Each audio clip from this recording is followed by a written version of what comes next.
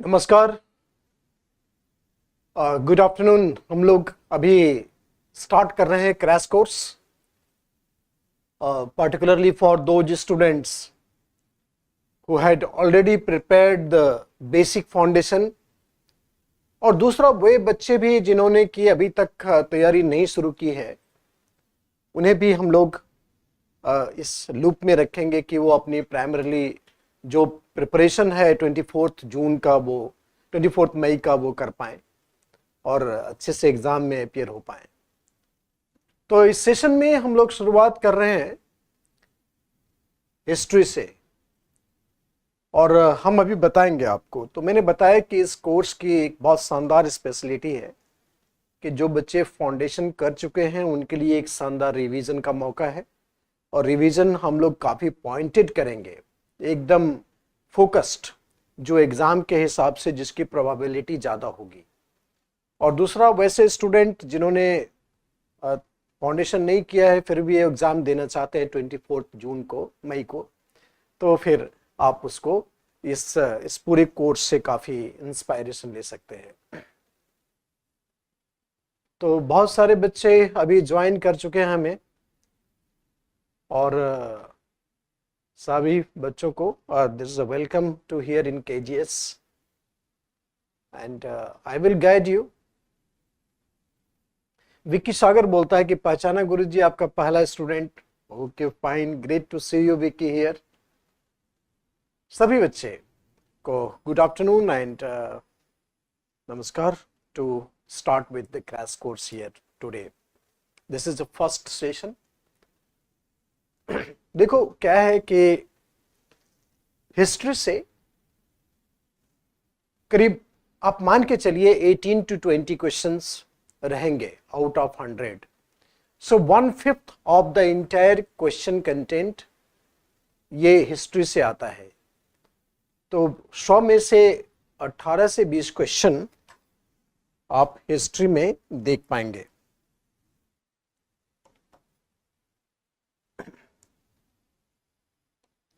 Eighteen to 20 questions history में आप देख पाएंगे।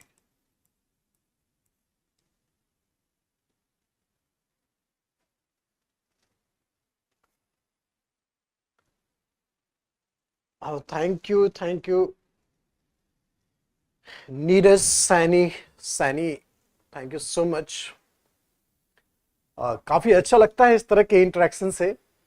India's best teacher in English, Hindi में भी, और हम लोग हिस्ट्री पढ़ रहे हैं तो इतिहास भी शामिल है इसमें, और हिंदी ही मेरी मदर टंग है तो उसको इग्नोर नहीं कर सकते आप किसी हालत में।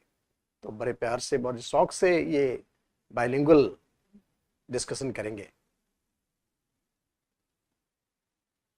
हाँ, बिल्कुल, आप हिस्ट्री पढ़े हैं, रिवीजन करिए। सबसे ज़्यादा इंपॉर्टेंट होता है नोट्स मेकिंग, क्योंकि वही चीज़ आप रिवाइज कर पाएंगे। आप दोबारा एग्जाम के टाइम में जब आपके ऊपर ओवरलोड होने का टाइम हो जाएगा तो उस समय आप किताब नहीं खोल पाएंगे। तो जाहिर है कि सबसे इंपॉर्टेंट एस्पेक्ट है नोट्स, क्लास नोट्स, और उसको जिसने एक साल में अच्छे से प्रिपेयर किया है, बनाया है, उसके लिए रिवीजन काफ़ी इंपॉर्टेंट होता है। मैं बता रहा हूँ आपको, आप अपनी बुद्धि तो लगाते हैं, लगाइए, बट मेरा ज़्यादा सुनिए आप, क्योंकि आपको ये मान लेना चाहिए कि मैं आपसे ज़्यादा होशियार हूँ, और नहीं मानोगे तो फिर मानना पड़ेगा। ये सब बातें नोट कर लीजिए अपने कॉपी में। नोट्स मेरे साथ बनाइए गोलू। तो देखो बच्चे, मैं बताना चाहूंगा कि out of 100 questions 18 to 20 questions we have from history. एक 1/5 टोटल कंटेंट करता है कवर। और हिस्ट्री में प्रीलिम्स में 3 मेजर सेगमेंट है। एक है एंशिएंट इंडिया और medieval India. Ancient and medieval, ये ध्यान रखना, एंशिएंट और मेडिवल इंडिया, ये ध्यान रखना कि इसके साथ हम लोग आर्ट एंड कल्चर भी फॉलो करेंगे।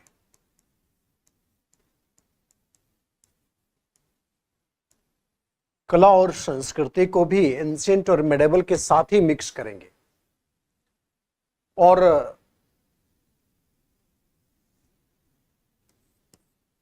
दूसरा है आधुनिक भारत, जो मॉडर्न इंडिया का है सेगमेंट, उसको हम लोग अलग से टैकल करेंगे। ठीक है, तो ये अप्रोच रहेगा कि इन द नेक्स्ट 50-60 आवर्स हम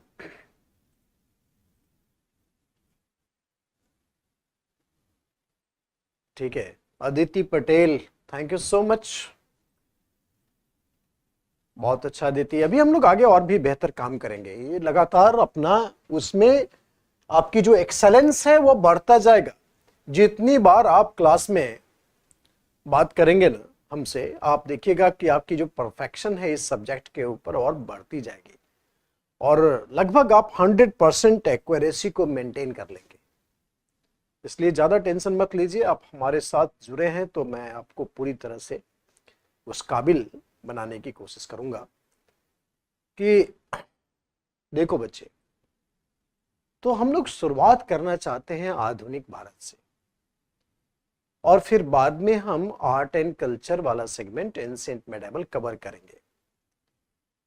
कोई बच्चा ये मत फील कर लेना कि जब एंशिएंट मेडिवल नहीं पढ़ा तो फिर मॉडर्न कैसे पढ़ेंगे। मैंने बताया आपको कि उसका कोई कनेक्शंस हम अपने प्रीलिम्स के कंटेक्स्ट में नहीं रखते हैं, और इसलिए और मॉडर्न इसलिए पढ़ा रहे हैं कि आपको एक इंटरेस्टिंग एपिसोड पहले हिस्ट्री में आएगा।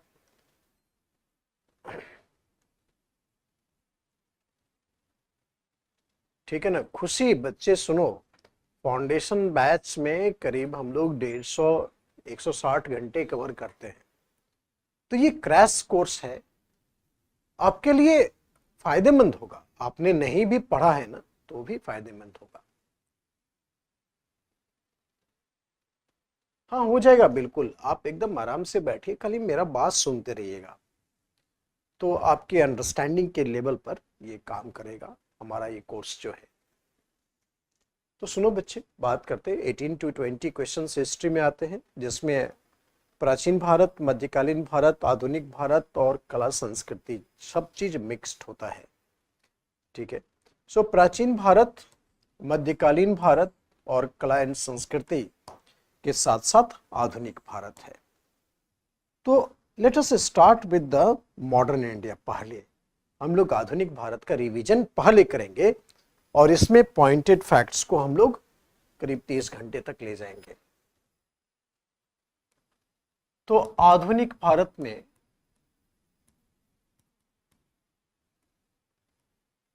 प्रीलिम्स में क्वेश्चन कहां से ज्यादा आएंगे उस पर बात करते हैं। तो ध्यान रखो कि जब से यूरोपियंस का भारत में आना शुरू हुआ,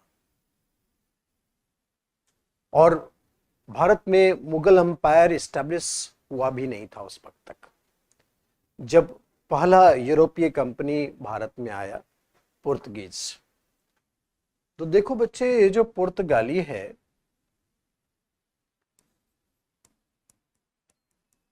पुर्तगाली का भारत में आना ये 1498 एडी में Vasco da Gama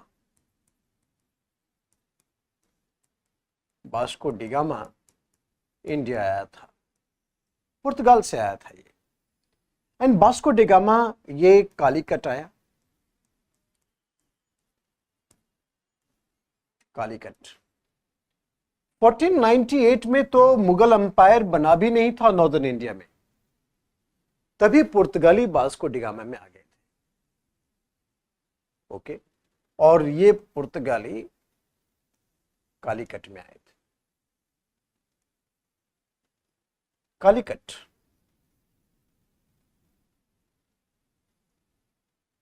the ruler of Calicut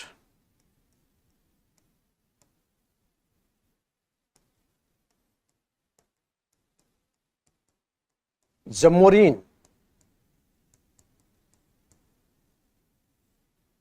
इसने वास्को डिगामा का जबरदस्त स्वागत किया था। और पता वास्को डिगामा को किसी ने, राइट, वास्को डिगामा को किसी ने काली मिर्च खिला दिया। और काली मिर्च को लेकर के यूरोप में जो पैशन था ना, गजब का था। और वास्को डिगामा को एकदम अफीम जैसी फीलिंग आई थी। And that is the reason why जो वास्को डिगामा थे वो एकदम फैसिनेट हो गए। And then the India's trade with the Europe restarted, right, India's trade with the Europe restarted in spices. जो मसालों का व्यापार था ना, वो भारत का फिर से यूरोप के साथ जुड़ गया था। और इसका क्रेडिट वास्को डिगामा को जाता है। So that is Calicut. इसको आराम से लिखना बच्चे। सो पुर्तगाली 1498 Vasco da Gama came to India, और वो कालीकट पहुंचता है। कालीकट के शासक थे Zamorin. Zamorin welcomed Vasco da Gama, शानदार स्वागत किया। Welcomed Vasco da Gama.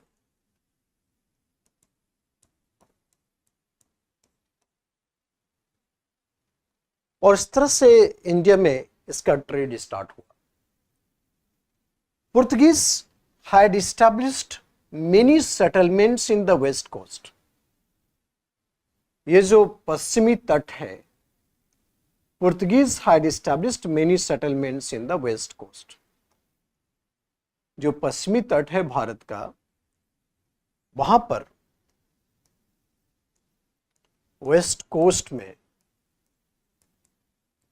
जो पश्चिमी तट है, उसमें कालीकट, कोचीन,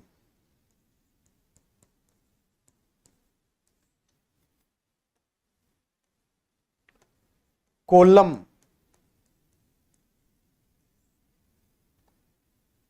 और गोवा, ये सब कुछ इंपॉर्टेंट सेटलमेंट थे इस वेस्ट कोस्ट में। तो Portuguese had settled here in the western coast, Calicut, Cochin, Kollam, Goa. Because आप जानते हैं पुर्तगाल जब इधर से आया था तो इस तरह से पूरा क्रॉस करते हुए अफ्रीका तो यहीं पर ये हिट किया था, ठीक है ना। तो वेस्टर्न कोस्ट में ये इंपॉर्टेंट सेटलमेंट थे। वेस्ट कोस्ट की बात कर रहे हैं, देखो बच्चे, the route of the Vasco da Gama, if will find the route of Vasco da Gama,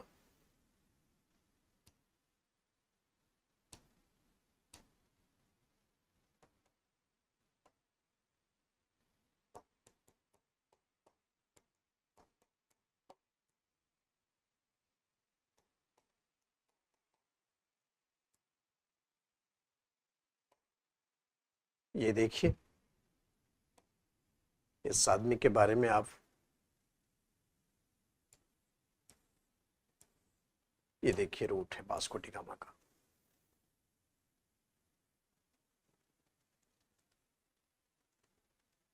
और ये कालीकट में आया तो सबसे पहले वेस्ट कोस्ट में ही सेटल हुआ। बाद में ये डिफरेंट डिफरेंट एरियाज में वास्को डिगामा गए होंगे। तो इस तरह से वास्को डिगामा का सेटलमेंट था। So first capital of Portuguese was Cochin. This is the first capital, पहली राजधानी यही थी। And later on it was shifted to Goa.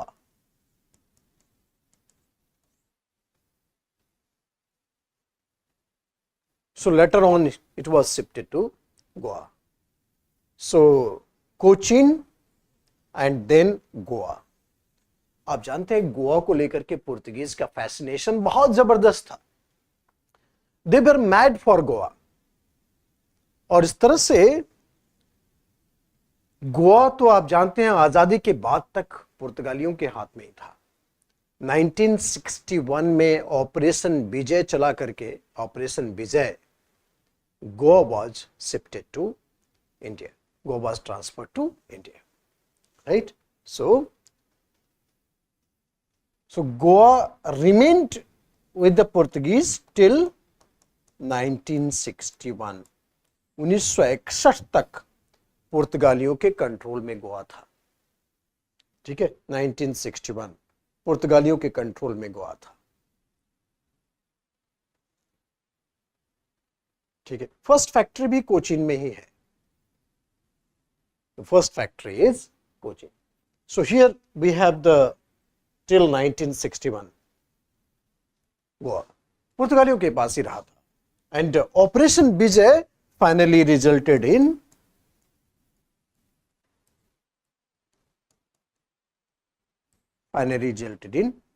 Transfer of Goa to the Indians.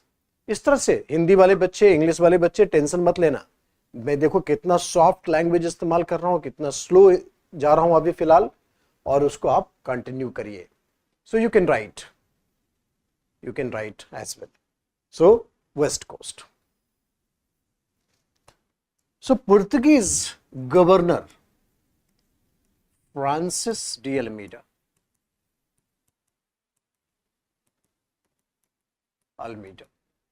इसको आप जरूर याद रखिए, because Francis de Almeida he started blue water policy. Blue water policy.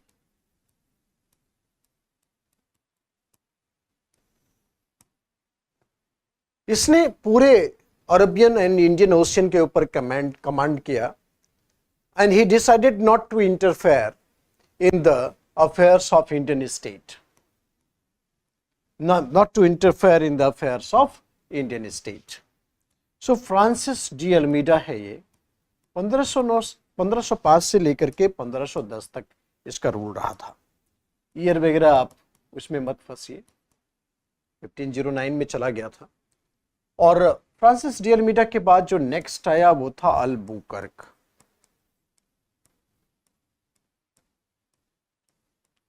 Albuquerque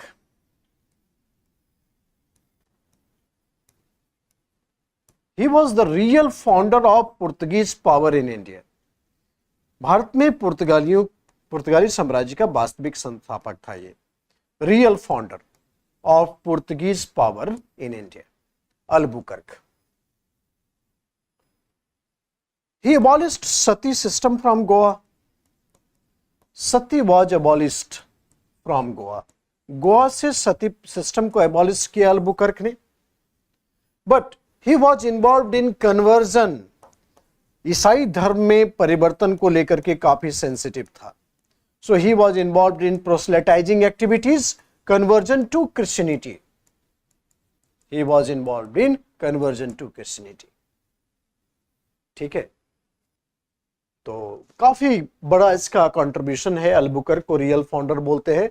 Goa से सती अबॉलिश किया and he was basically inspired by conversion to Christianity. High proselytizing activities था। Okay, 1510 he captured Goa.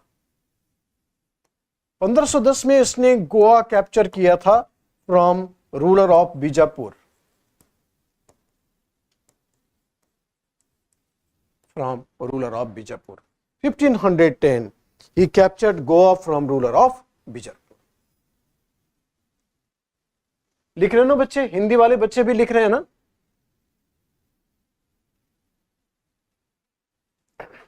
अभी ये क्रैश कोर्स है दृष्टि।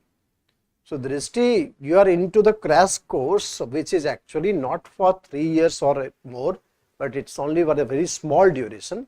जो भी बच्चे प्रिपरेशन कर चुके हैं या जो बच्चे इस साल एग्जाम देना है उनके लिए है ये। इसलिए इसमें कई सारे बच्चे ऐसे भी हैं जिन्होंने पढ़ा नहीं है पहले, फिर भी एग्जाम देने के लिए आए हैं। तो थोड़ा सा पेस कंप्रोमाइज करिए, ज़्यादा अभी फिलहाल स्पीड नहीं बढ़ाएंगे। Okay, so 1510 he captured Goa from ruler of Bijapur. इसने एक सिस्टम इंट्रोड्यूस किया था, समझना है इसको। इसको बोलते हैं कार्टेज सिस्टम। कार्टेज सिस्टम क्या होता था कि पुर्तगाली जो थे, जो कि अरबियन सी में काफी कंट्रोल करके रखा था उन्होंने, इसलिए अगर हर एक शिप को पुर्तगालियों से पास लेना पड़ता था। अगर आपने पास लिया है, कार्टेज लिया है, ऑब्वियसली पेमेंट करके, तो कार्टेज लिया है तो ऑब्वियसली आपको पुर्तगीज प्रोटेक्ट करेगा। अगर कॉटेज नहीं लिया है तो फिर वो आपके जहाज को जब्त कर लेगा। तो अगर कार्टेज है तो पुर्तगीज पुलिस है, अगर कार्टेज नहीं है तो पुर्तगीज पायरेट्स है। ठीक है, तो ये मतलब वो लुटेरा है। तो पुर्तगीज ने अपने हिसाब से सारी चीजें मैनिपुलेट की थी। ये होती है पावर एक्सरसाइज करना। तो वास्को डी गामा ने कार्टेज प्रणाली की शुरुआत की थी, कार्टेज सिस्टम। कार्टेज सिस्टम हिंदी में भी आप बिल्कुल वैसे ही लिखिए, कार्टेज सिस्टम की शुरुआत की थी। कार्टेज के बारे में मैंने क्या बताया कि एक पास होता था, राइट, एक पास होता था। और पास अगर आप पुर्तगीज से परचेज किए हैं तो पुर्तगीज आपके शिप का प्रोटेक्शन लेगा।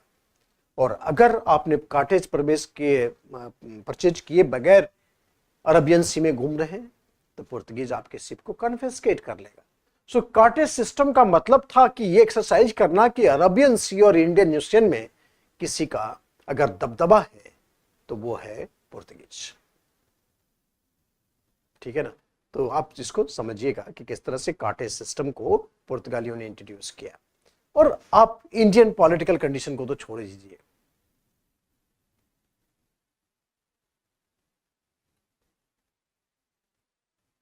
एकदम दृष्टि, बहुत अच्छा फैसला है आपका। आपके अंदर बड़ी ईमानदारी है कि आप आईएएस बनने की स्टेज में हैं। ठीक है, सेकेंड ईयर में प्रिपरेशन करना, early preparation is always good. तो you are in the right track. आप फाउंडेशन कोर्स जरूर करिएगा। फिलहाल आप मेरे साथ इस बाइलिंगुअल बैच में थोड़ा समझिए कि हम लोग एक्चुअली क्या पढ़ना चाह रहे हैं। ठीक है, सो कार्टेज सिस्टम इंट्रोड्यूस किया। साथ में नोट बनाना है, लिखाने का टाइम नहीं है, साथ में नोट्स बनाना है। सो कार्टेज सिस्टम किसने इंट्रोड्यूस किया था? अल्बुकर्क ने।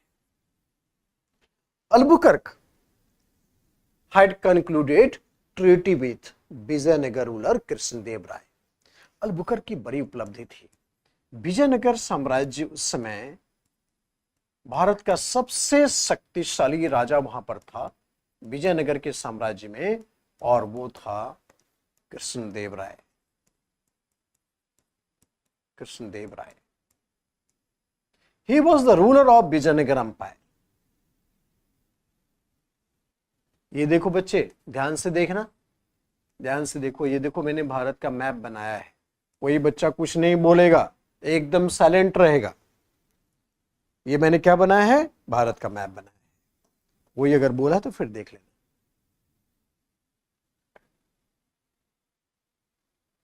ये है रायचूर दोआब। रायचूर दोआब मीन्स कृष्णा तुंगभद्रा दोआब। रायचूर दोआब है। दिस इज कृष्णा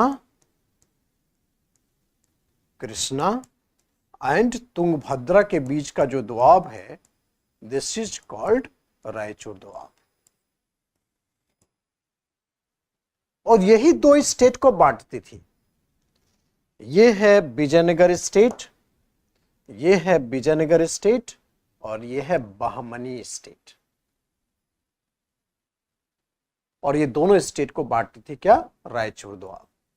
और उसमें विजयनगर का रूलर कौन है? कृष्णदेव राय, जब पुर्तगाली आए थे।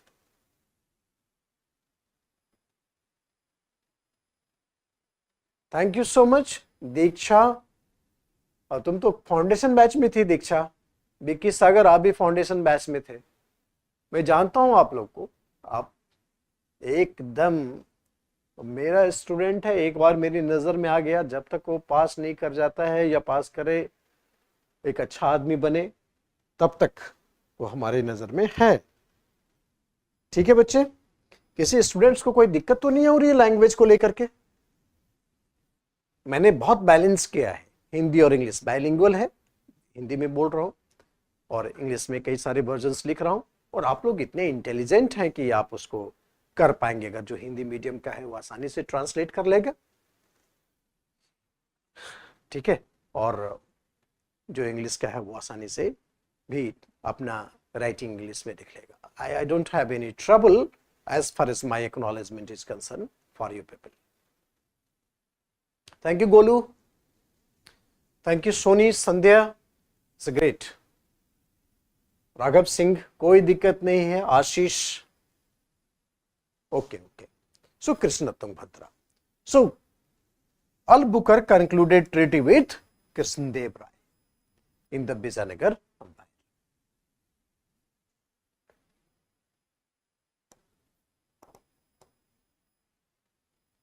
Friar Louis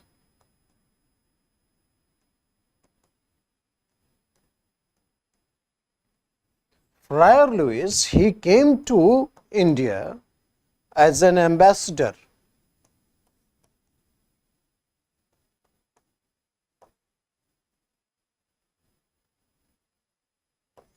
Friar Louis he came to India as an ambassador. ऐसा लिखा हूं ना, नहीं हिंदी वाला नहीं इंग्लिश वाला कोई नहीं समझ पाएगा। सो आप देखो, ज्यादा बदमाशी करेगा ऐसे लिखूंगा फिर। So friar Luis he came to India as an ambassador, राजदूत बन करके आया था। ये पुर्तगाली था and he was appointed as ambassador in the Vijayanagara court. ठीक है, so friar Luis he was appointed as an ambassador in the Vijayanagara court. इसलिए कोई बदमाशी नहीं करेगा तो अच्छा से लिखूंगा। Okay fine. उसके बाद जो पुर्तगाली आया, देखो अल्बुकर्क के बाद एक और नाम लीजिए, नीनो द कुन्हा। इसको भी बढ़िया से याद रखिए, Nuno da Cunha. So Nuno da Cunha, he was the Portuguese governor. Nuno पुर्तगाली सब है ना, इसी तरह के नाम रहते, Cunha. He transferred the capital from Cochin to Goa. Cochin to Goa. He transferred the capital from Cochin to Goa.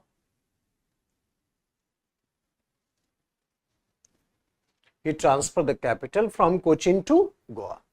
Cochin से गोवा ट्रांसफर किया था नीनो द कुन्हा। और एक और पुर्तगीज वायसराय का नाम लीजिए, बड़ा शानदार आदमी था, एंड उसका नाम है Alfonso de Souza. Alfonso de Souza, Alfonso D'Souza.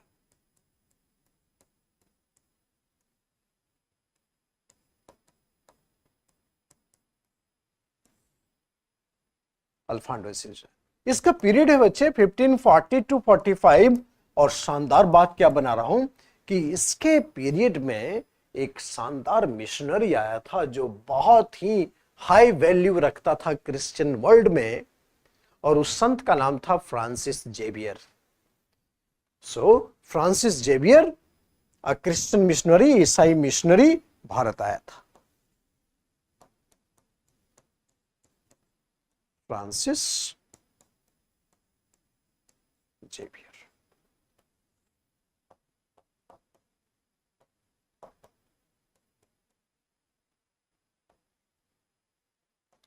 Francis Xavier एक ईसाई मिशनरी था जो भारत आया था।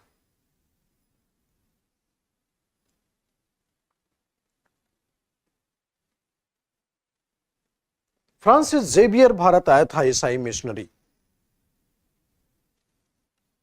फ्रांसिस जेवियर के बारे में अंजलि नोट्स बनाओ, चुपचाप जो लिख रहे हैं ना उसको अपने लैंग्वेज से लिखवाऊंगा थोड़े ना अंजलि, आप समझ रहे हो बात को। ये क्रैश कोर्स है, इसमें इंपॉर्टेंट फैक्ट्स का डिस्कशन करेंगे हम आपके साथ। राइट। और उसी डिस्कशन को आपको नोट करना है जो रिलेवेंट बातें। आपने पढ़ा अंजलि कभी हिस्ट्री पढ़ी है आपने, फाउंडेशन कोर्स किया है, तो जैसे उसमें नोट्स बनाते थे ना, उसी तरह का नोट्स आप यहां पर बनाएंगे।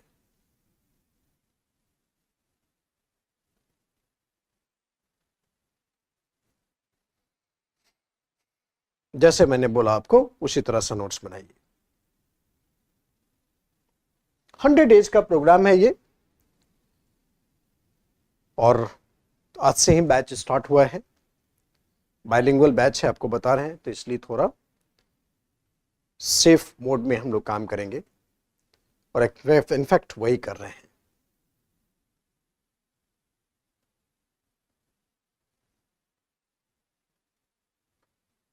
एग्जाम ओरिएंटेड प्रिपरेशन है बिल्कुल ना, इसलिए थोड़ा सा पेशेंस रख के काम करना है। अच्छा ठीक है, बड़ा तो लिख देंगे, बड़ा लिखने में कोई प्रॉब्लम नहीं। It will be a big size.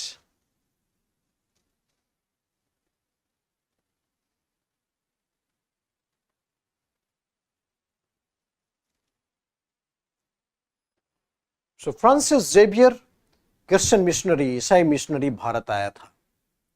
आपको पता है फ्रांसिस जेवियर के बारे में स्टोरी क्वेश्चन में आ गया था कि फ्रांसिस जेवियर जो था करीब 7 से 8 लाख लोगों को, पूरे ये कोंकण जो कोस्ट है गोवा का, उसमें करीब 7 से 8 लाख लोगों को उसने ईसाई धर्म में परिणत करवाया। 7 to 8 lakhs peoples converted into Christianity.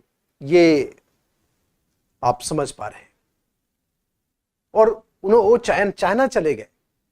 China में उन्होंने दिमाग लगाया था कि सारे चाइनीज को ईसाई बना देंगे, तो वो चले गए चाइना, और चाइना में उनकी डेथ हो गई।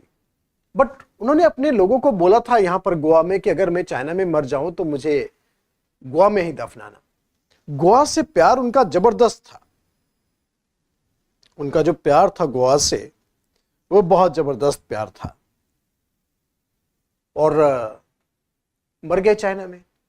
तो गोवंस, आप जानते हैं, इन लोगों के पूरे इंकरेजमेंट के साथ चाइना गया, उनकी बॉडी को निकाला कब्र से और वापस गोवा में लाके रखा। अभी भी उनका जो बॉडी है वो उनका मम्मी बना करके एक चर्च में रखा गया है, जो गोवा में चर्च है, बॉम जेसस बेसिलिका। और ये क्वेश्चन प्रीलिम्स में आया था, और हर एक साल उनके नाम पर गोवा में एक भोज आयोजित किया जाता है। तो आप इसको ना सर्च करिएगा, प्रीलिम्स के क्वेश्चन में लास्ट ईयर आया था ये क्वेश्चन फ्रांसिस जेवियर पर, और इतना मन खुश हो जाएगा आपका उस क्वेश्चन को देखते ही, आप एकदम जबरदस्त तरीके से फील करने लगेंगे।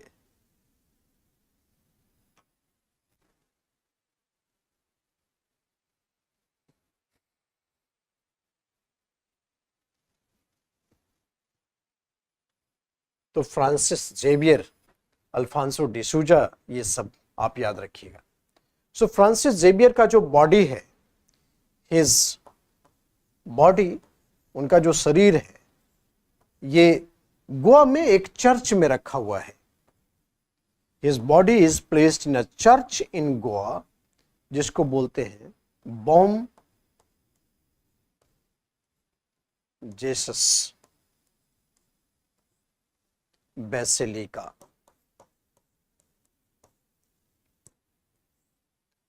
बॉम जेसस बेसिलिका, ये गोवा में एक चर्च है।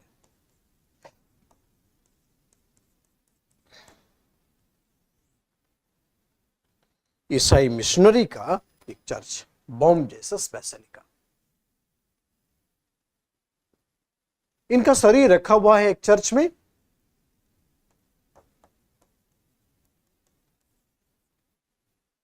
Baum Jesus basilica. ये बॉडी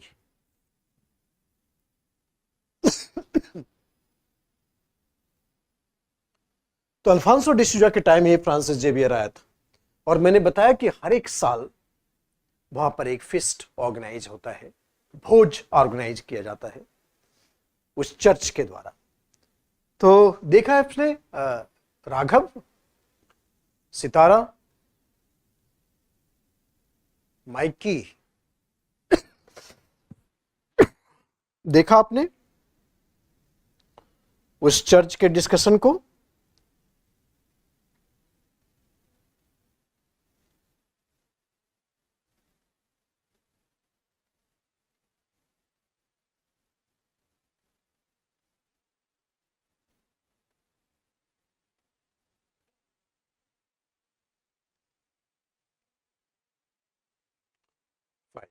तो बॉम जेसस बेसिलिका है। तो पुर्तगीज के बारे में इतना सारा चीज आप जरूर याद रखिएगा। देखो बच्चे, पुर्तगीज आया तो सबसे पहले ये स्लाइड पीडीएफ मिल जाएगा, एकदम गोलू मिलेगा आपको।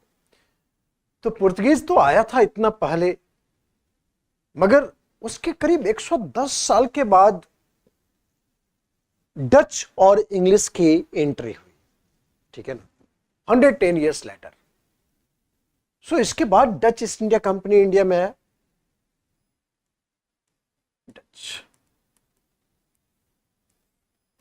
Dutch east India company, Dutch east India company,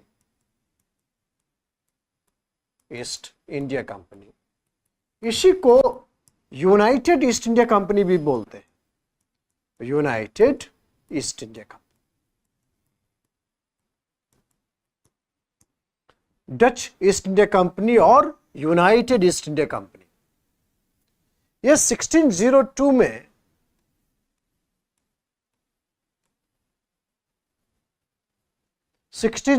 में ये Dutch east India company form हुआ था, ठीक है। 1602 में Dutch east India company form हुआ था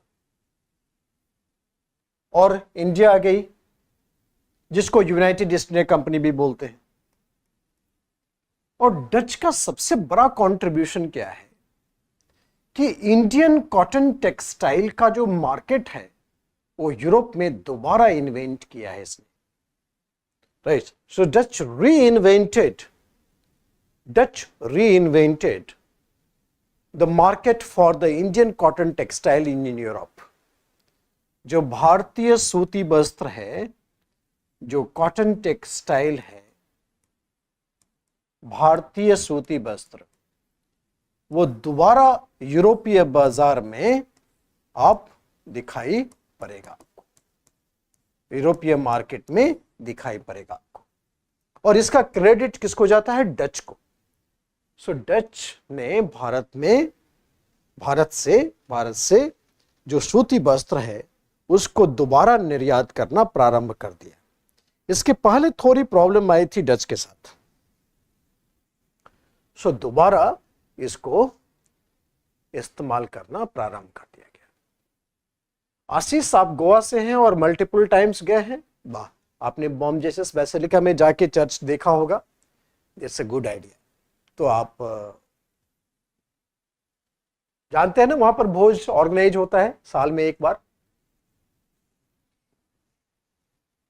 okay, so Dutch reinvented the cotton textiles in European market. तो डच का सबसे बड़ा कंट्रीब्यूशन यही रहा था। ठीक है बच्चे, हम लोग जारी रखते हैं इसको, और इसके बारे में हम आपसे आगे सलाह लेंगे, करना क्या है इस पर। So Dutch reinvented India's market in the Europe.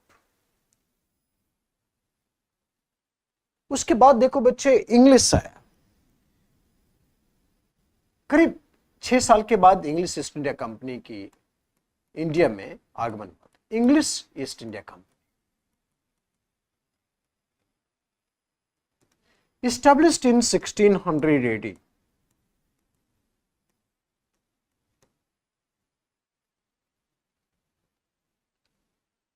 So 600 AD में English East India company establish हुआ था लंदन में, और एक निजी कंपनी थी। इंग्लिश ईस्ट इंडिया कंपनी एक निजी कंपनी थी, एक प्राइवेट ऑर्गेनाइजेशन थी। प्राइवेट ऑर्गेनाइजेशन है ईस्ट इंडिया कंपनी, एक निजी कंपनी है east India company.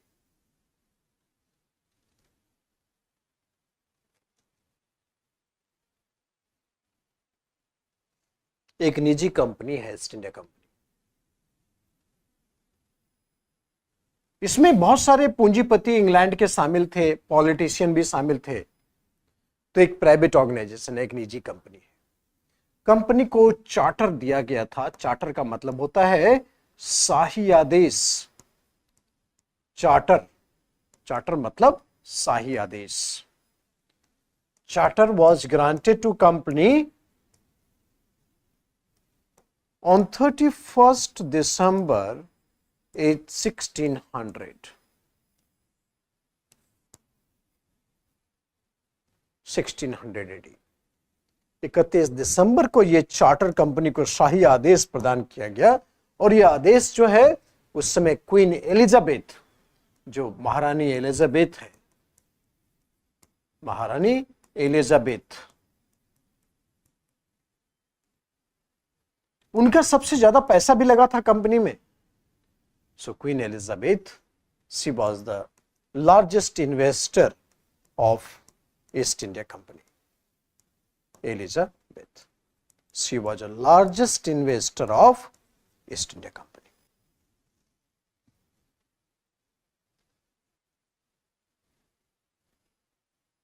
Mohammad Arshad Qureshi, ये बायलिंगुअल बेच है, right. So East India Company 31 दिसंबर 1600 को ये कंपनी को चार्टर मिला था।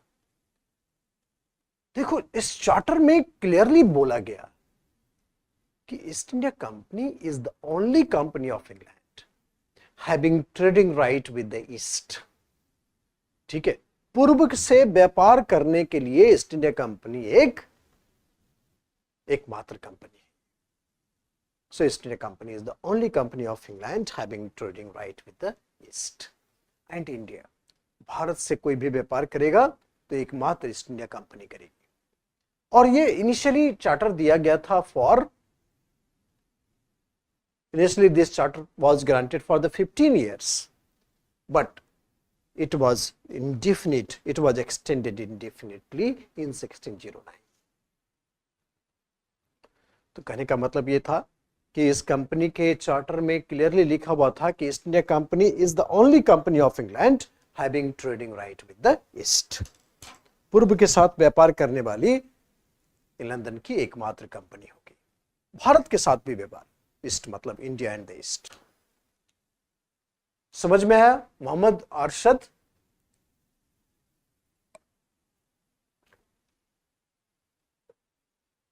आशीष, सारे टॉपिक कवर करेंगे एकदम। तो चार्टर में क्लियरली 2 पॉइंट क्या लिखा हुआ है? There are 2 important points in charter. इसमें लिखना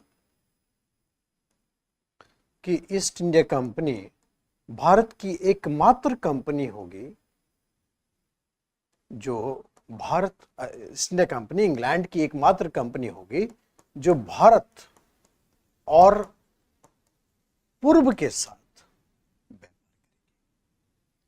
east India company is the only company of England having trading right with India and east. एकमात्र कंपनी होगी जो भारत और पूर्व के साथ व्यापार करेगी। Initially this charter was granted for 15 years. शुरुआत में यह चार्टर 15 साल के लिए दिया गया था। Initially this charter was granted for 15 years. Later on it was extended for indefinite period. शुरुआत में यह चार्टर जो है 15 साल के लिए दिया गया था, बाद में इस चार्टर को अनिश्चित काल के लिए बढ़ा दिया था। 1609 में इसको इंडेफिनिट पीरियड के लिए एक्सटेंड कर दिया गया। इंडेफिनिट पीरियड 1609 में ही इसे इंडेफिनिट पीरियड के लिए एक्सटेंड कर दिया गया था। So initially this charter was granted for 15 years, later on it was extended for indefinite period।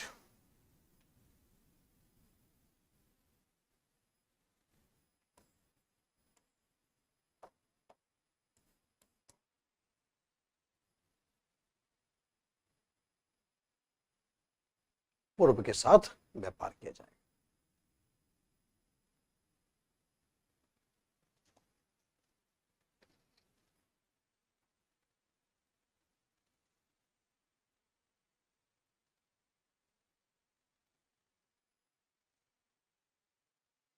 Later on it was extended for indefinite period. Okay, फिर आगे देखो, बात कर रहे हैं कि 15 इयर्स के बाद कंपनी जब भारत आई ना, 1608 में कंपनी भारत आई थी।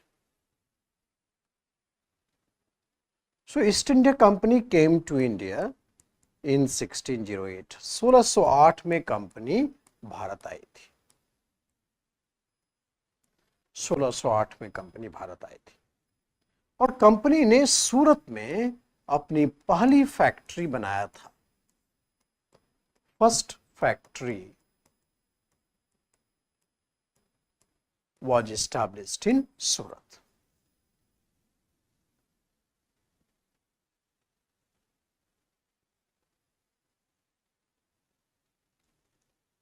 ठीक है, अभी आप पढ़िए एडवेंट ऑफ यूरोपियंस, ये टॉपिक आप पढ़ के आइए। उसके बाद हम लोग बंगाल को कैप्चर कराएंगे, तो इंग्लिश कंट्रोल ओवर बंगाल, थोड़ा कर्नाटक वॉर में कौन कौन सा वॉर है उसके ट्रीटी एक हम ब्रीफ आउटलाइन में दे देंगे। ठीक है, तो जहांगीर उस समय मुगल रूलर था। When company came to India in 1608 the Mughal ruler was Jahangir.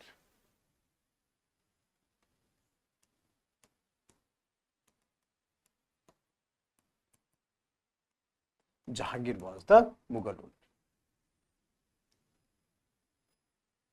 तो कंपनी का एक ऑफिसर था captain Hawkins. Captain Hawkins approach Jahangir for permission. Captain Hawkins लगातार जहांगीर को मैसेज भेजता रहता था, sir permission, sir permission.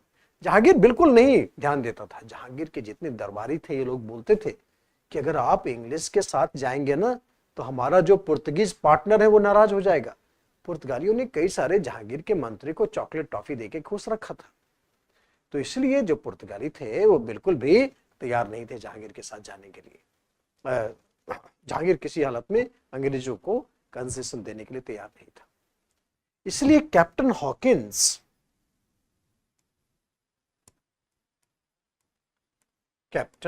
Hawkins did not get permission from Jahangir. Jahangir ने इसे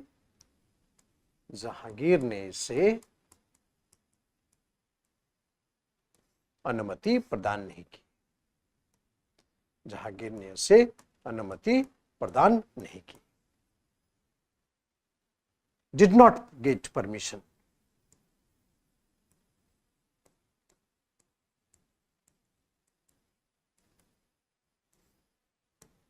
did not get permission. Captain Hawkins लगातार जहांगीर के पास, और जाहिर है कि कैप्टन हॉकिंस को नहीं मिला परमिशन, बट जहांगीर ने कैप्टन हॉकिंस को खान की उपाधि दी थी। खान मुगल मिलिट्री कमांडर्स को बोला जाता था। ऑनररी टाइटल खान दिया गया था उसे। सो बोला आज से तुम्हारा नाम हॉकिंस खान होगा। So Jahangir gave the title of Khan to Hawkins. Okay, फिर देखो कि इंग्लिश ने पुर्तगालियों को 2 वार में डिफीट किया और उसके बाद मुगलों का कॉन्फिडेंस काफी बढ़ गया इंग्लिश के ऊपर। और देन फाइनली 1613 में जहांगीर ने बोला कि सूरत का जो तुम्हारा फैक्ट्री है उसको मुगल ऑफिशियली रिकॉग्नाइज करता है। सो ऑफिशियल फरमान जारी करके जहांगीर ने, एक आधिकारिक फरमान जारी करके जहांगीर ने सूरत की फैक्ट्री को अस्थायी कर दिया। और इस तरह से मुगल का व्यापार जो था अंग्रेजों के साथ फिर से प्रारंभ हो गया। देखो यहां पर क्या लिखना है कि अंग्रेजों ने पुर्तगालियों को स्वाली की लड़ाई में पराजित किया। स्वाली की लड़ाई। Battle of Swally.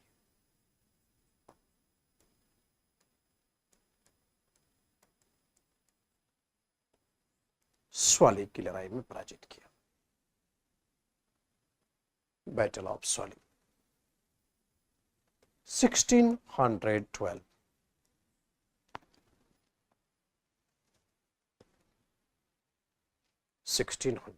स्वाली की लड़ाई में पराजित किया था।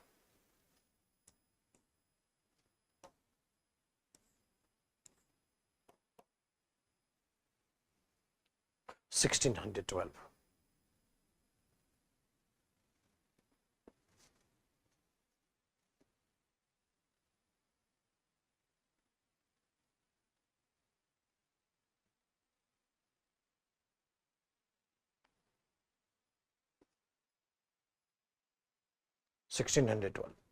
और इसीलिए 1613 में जहांगीर ने आधिकारिक फरमान करके सूरत को परमिशन दे दिया। 1613 जहांगीर ने आधिकारिक फरमान जारी किया। आधिकारिक फरमान जारी किया और सूरत की फैक्ट्री को ऑफिशियल बना दिया।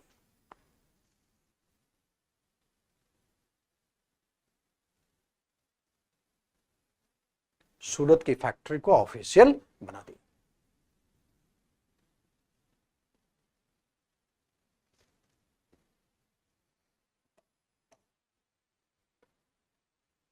आधिकारिक फरमान जारी किया और सूरत की फैक्ट्री को ऑफिशियल बना दी।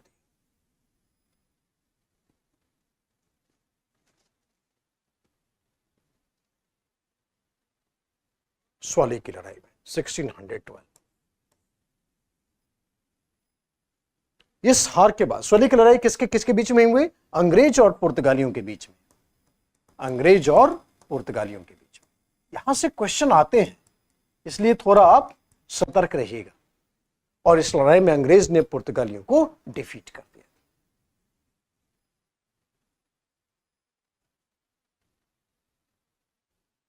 ठीक है अंजलि, इट्स ब्यूटीफुल। अगर आप करते हैं ना तो दोनों में काफी फायदा होगा और कई सारे चीज जो डाउट्स हैं वो क्लियर होते चले जाएंगे। So it's a good approach. Okay, तो ये सूरत की जो फैक्ट्री है वो एक आधिकारिक फैक्ट्री हो गई थी 1613 के फरमान के बाद। सब बच्चे लिख रहे हैं ना ठीक से? सारे बच्चे रिस्पॉन्ड करो। ये चुपचाप बैठ करके ऐसे मोबाइल मत देखते रहो कि कुछ बोल रहे हैं, इनका मुंह चल रहा है, कुछ बोल रहे होंगे। इंटरेक्ट करिए। Is it all right to everyone? क्या आप इंग्लिश हिंदी सब अपना मैनेज कर पा रहे हैं ठीक से?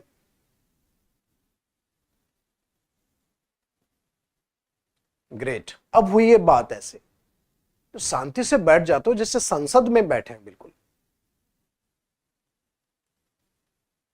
जब मन आएगा हल्ला कर लेंगे, उसके बाद सो जाएंगे संसद सदस्य की तरह।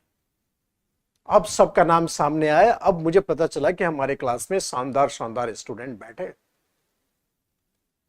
ग्रेट, इसको बोलते हैं ना जज्बा। और ठीक है अभिषेक, थैंक यू अभिषेक।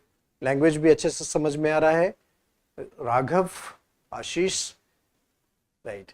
इतनी तेजी से नाम आगे जाता है कि मैं बोल नहीं पाता हूं, but I am now very much sure. Sangam Kumari, Imran, thank you Imran. I like your teaching style. ये बहुत शानदार बात बोलते हो ना, एकदम मन खुश होता है जब बोलते जा करके सीधा चॉकलेट तुमको दे के क्या है। लैंग्वेज यूज कर रहे हैं, हिंदी तो बोल रहे हैं और क्या बोल रहे हैं।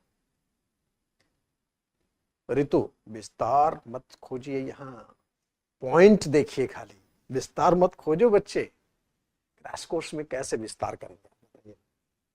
हम तो जो बेस्ट हो सकता है वो आपके लिए प्रेजेंट कर रहे हैं। ठीक है ना?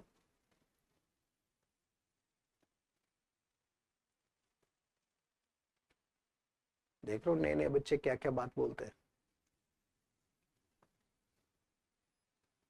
Okay, done.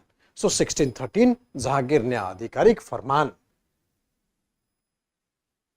इशू कर दिया। ओके, उसके बाद बच्चे एक मुगल एम्बेसडर, एक इंग्लिश एम्बेसडर आया, sir Thomas Roe.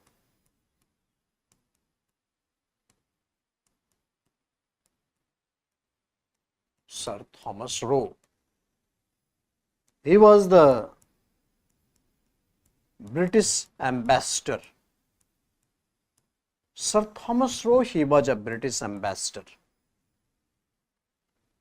in the court of Jahangir. He was a British ambassador in the court of Jahangir. 3 साल तक रहा थॉमस रो जहांगीर के कोर्ट में। रोज जहांगीर के साथ शाम को बैठ करके 8 PM इंग्लिश बोलता था। जहांगीर को समझ वगैरह में आता नहीं था, मगर उसको अच्छा लगता था। बोला खूब बोलो, समझ में तो नहीं है बट अच्छा लगा।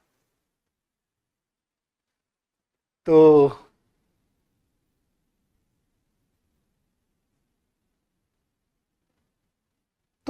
थॉमस रो को जहांगीर ने खुश होकर के एक ऐसा परमिशन दिया जिसका इंपैक्ट मुगल अंपायर और ब्रिटिश के कंटेक्स्ट में काफी बड़ा रहा था।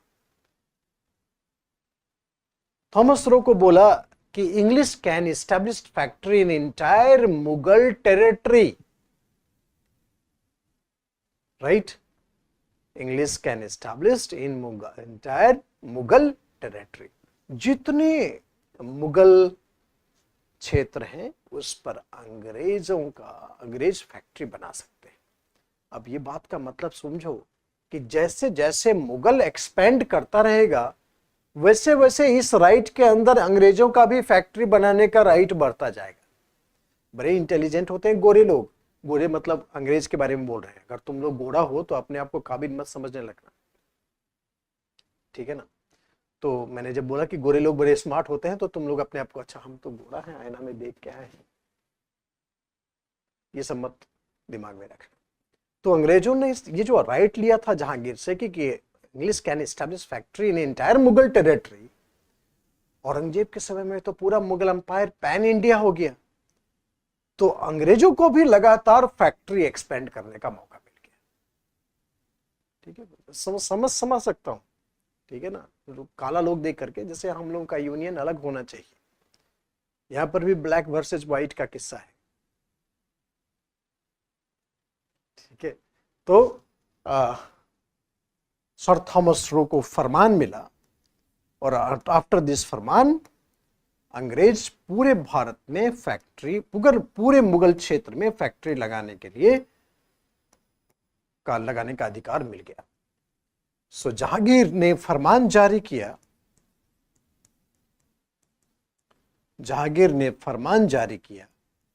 और पूरे मुगल क्षेत्र में फैक्ट्री बनाने का अधिकार अंग्रेजों को दे दिया। पूरे मुगल क्षेत्र में फैक्ट्री बनाने का अधिकार अंग्रेजों को दे दिया। So Jahangir issued farman to construct factory in entire Mughal territory. ये बहुत बड़ा अचीवमेंट था अंग्रेजों का, ठीक है ना? जहां तहां अंग्रेज ने अपनी फैक्ट्री बनाई, जहां भी पॉसिबिलिटीज ऑफ ट्रेड था, English had established factory. But 1608 में सूरत में फर्स्ट फैक्ट्री बनाया था, और 1611 में ईस्टर्न कोस्ट में अंग्रेजों की पहली फैक्ट्री थी, और वो था मछलीपट्टनम।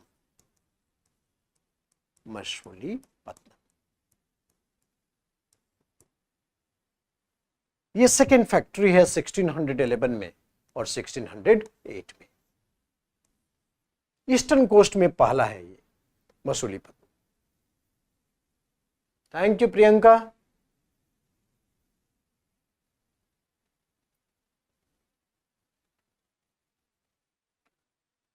गजब के हमारी क्लास में बच्चे आते ना, पता नहीं कैसे अचानक से इंटेलिजेंट बच्चे आ जाते हैं या आते ही इंटेलिजेंट हो जाते हैं। इस पर मुझे रिसर्च करना पड़ेगा।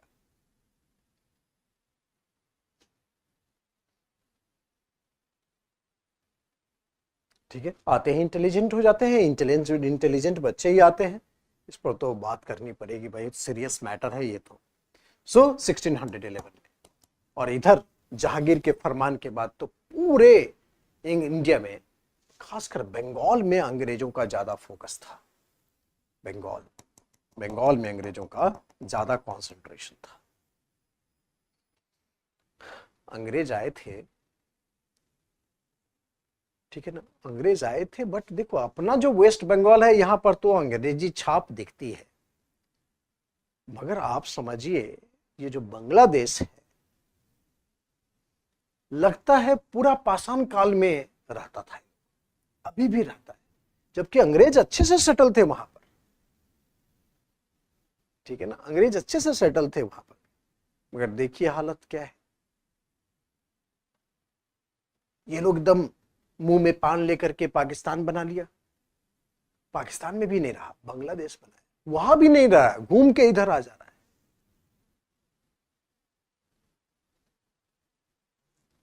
कहीं शांति से रहने लायक जगह नहीं है बिल्कुल। तो इस तरह से अंग्रेजों ने सबसे ज्यादा फोकस अपना कहां किया था, बंगाल में। यूपीएससी हिंदी मीडियम के लिए भी है और इंग्लिश मीडियम के लिए बायलिंगुअल है, ये क्रैश कोर्स है, ठीक है देवेश, ये क्रैश कोर्स है, इसलिए आप एडजस्ट करिए, आप अपने लैंग्वेज में लिखिए, इंग्लिश वाले अपने लैंग्वेज में लिखेंगे, आप चिंता ना करिए, समझना इंपॉर्टेंट है। देखो बंगाल में क्या होता है ना बच्चे, Bengal was very large state, very prosperous state, बहुत ज्यादा संपन्न स्टेट था वो। वहां पर हैंडीक्राफ्ट इतने डिमांड में थे, राइट, हैंडीक्राफ्ट्स काफी डिमांड में थे, बंगाली हैंडीक्राफ्ट की डिमांड थी। और जो वाणिज्यिक फसल है, कैश क्रॉप्स, वो भी बहुत ज्यादा था। अफीम उगता था बंगाल में, नील उगता था, जूट उगता था, तो इन सब की डिमांड वहां पर इंग्लैंड में काफी ज्यादा थी। खासकर इंग्लैंड में जब औद्योगिक क्रांति हुई ना, तो औद्योगिक क्रांति के दौरान सबसे ज्यादा जो डिमांड हुआ वो कपास का था, और उस समय नील कलर ही यूज करते थे कलर करने के लिए, नील को ही कम ज्यादा करके deep blue, navy blue, sky blue, baby blue करते रहते थे। शर्ट तैयार हो गया तो उसको पैकिंग करने के लिए जूट चाहिए, जूट जब शर्ट बन गया तो पैकिंग के लिए जूट चाहिए, और फिर जो लेबर है वो काम करते करते थक जाएगा तो चाय पिएगा, और जिसका चाय से काम नहीं चलता वो अफीम खाएगा।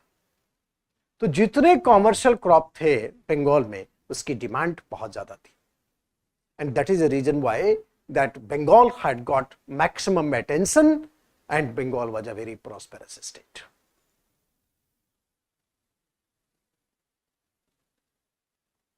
ठीक है ना, so Bengal was a very prosperous state. तो हम लोग इस पर चर्चा करेंगे काफी डिटेल में जब इंग्लिश एम्पावरमेंट बंगाल में एस्टैब्लिश होगा। सब बच्चे पढ़े हैं ना, तो इसलिए मुझे दिक्कत नहीं हो रही है, आप लोग कैच भी बड़ी जल्दी से करते जा रहे हैं, कैच करने में तो आपका जवाब ही नहीं है बिल्कुल। तो जहांगीर,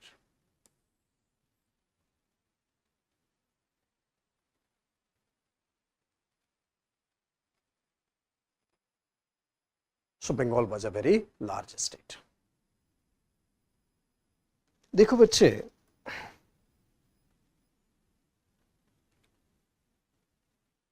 तो इंग्लिश तो बहुत अच्छे तरीके से सेटल हो गया, मगर सबसे लास्ट में जो यूरोपियन कंपनी आया, and that was French East India company came in the last. इस कंपनी की जो हालत थी ना, वो देखने लायक थी, सरकारी कंपनी थी, it was a government organisation. English East India Company private है, फ्रेंच ईस्ट इंडिया कंपनी सरकारी है। दोनों में डिफरेंस आप समझ पा रहे हैं? वही डिफरेंस है जो जियो और बीएसएनएल में है। वो रेंग रेंग के चल रहा है ऐसे से, कुछ गूगल खोलो उसमें घूमने लगता है बीएसएनएल वाला नेट, ठीक है ना, और जियो का फास्ट है, आप समझते हैं। तो वही फंड है, वही डिफरेंस है जो जियो और बीएसएनएल में। तो जाहिर है टिकेगा तो फ्रांस को बाहर जाना पड़ेगा। फ्रांस कुछ ज्यादा उछल कूद भी मचा रहा था। भारतीय स्टेट को के मामले में इंटरफेरेंस उसी ने स्टार्ट किया था, ठीक है ना। और हैदराबाद और कर्नाटक का इस्तेमाल किया और अंग्रेजों से भिड़ गया। और बाद में 3 कर्नाटक वॉर हुए, जिसको एंग्लो फ्रेंच वॉर बोलते हैं, और फ्रेंच को जाना पड़ा यहां से। तीनों के वॉर और ट्रीटी के बारे में हम केवल जानकारी देंगे आपको। डिटेल तो हमने फाउंडेशन में आपको पढ़ाया, या फिर फाउंडेशन करेंगे तो आप पढ़ेंगे।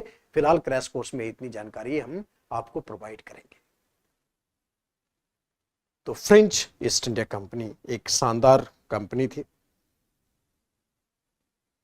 और फ्रेंच ईस्ट इंडिया कंपनी के बारे में हम डिटेल में बोलते हैं। French East India company,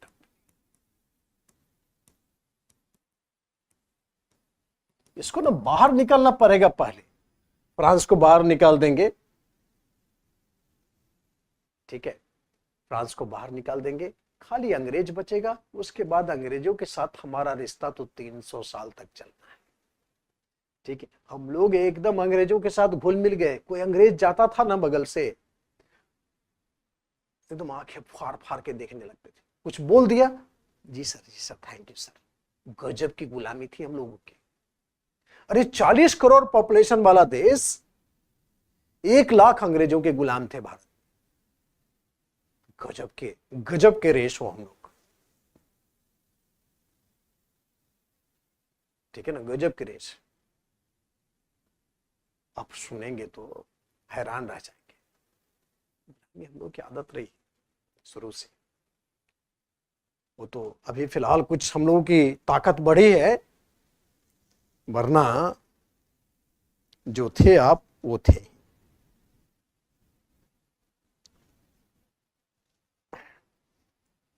So French East India Company, it was established in 1664 by Colbert.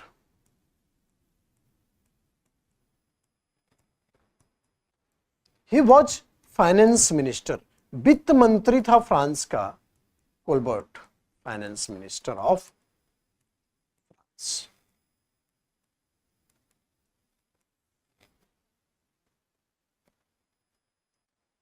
उस समय जो रूलर था फ्रांस का वो था Louis 14th। Louis 14th 14वें Louis के शासनकाल में ये फ्रेंच ईस्ट इंडिया कंपनी 1664 में बनी थी। लुई शासक के टाइटल होता था, और वहां पर 1 2 3 4 करके ही काम चलाते हैं, आप जानते हैं। Louis 1st 2nd 3rd 4th, उसी तरह से लुई 14th।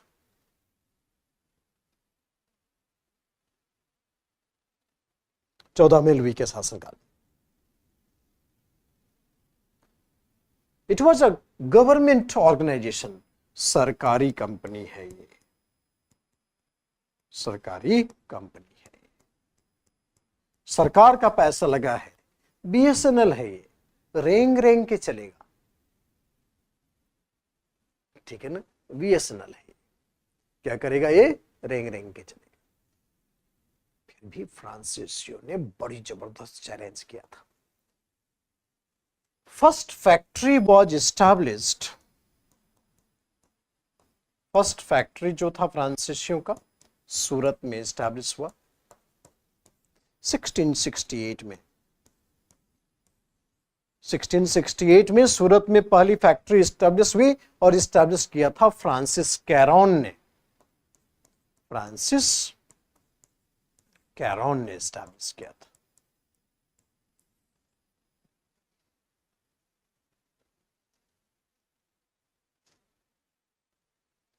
फ्रांसिस कैरोन ने फर्स्ट फैक्ट्री सूरत में एस्टैब्लिश किया था 1608 में।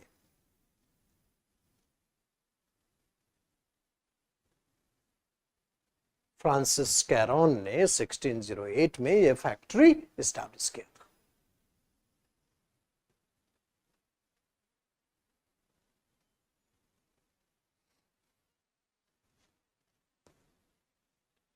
1669 में दूसरी फैक्ट्री स्टैब्लिश हुई, सेकेंड फैक्ट्री मछलीपट्टनम में।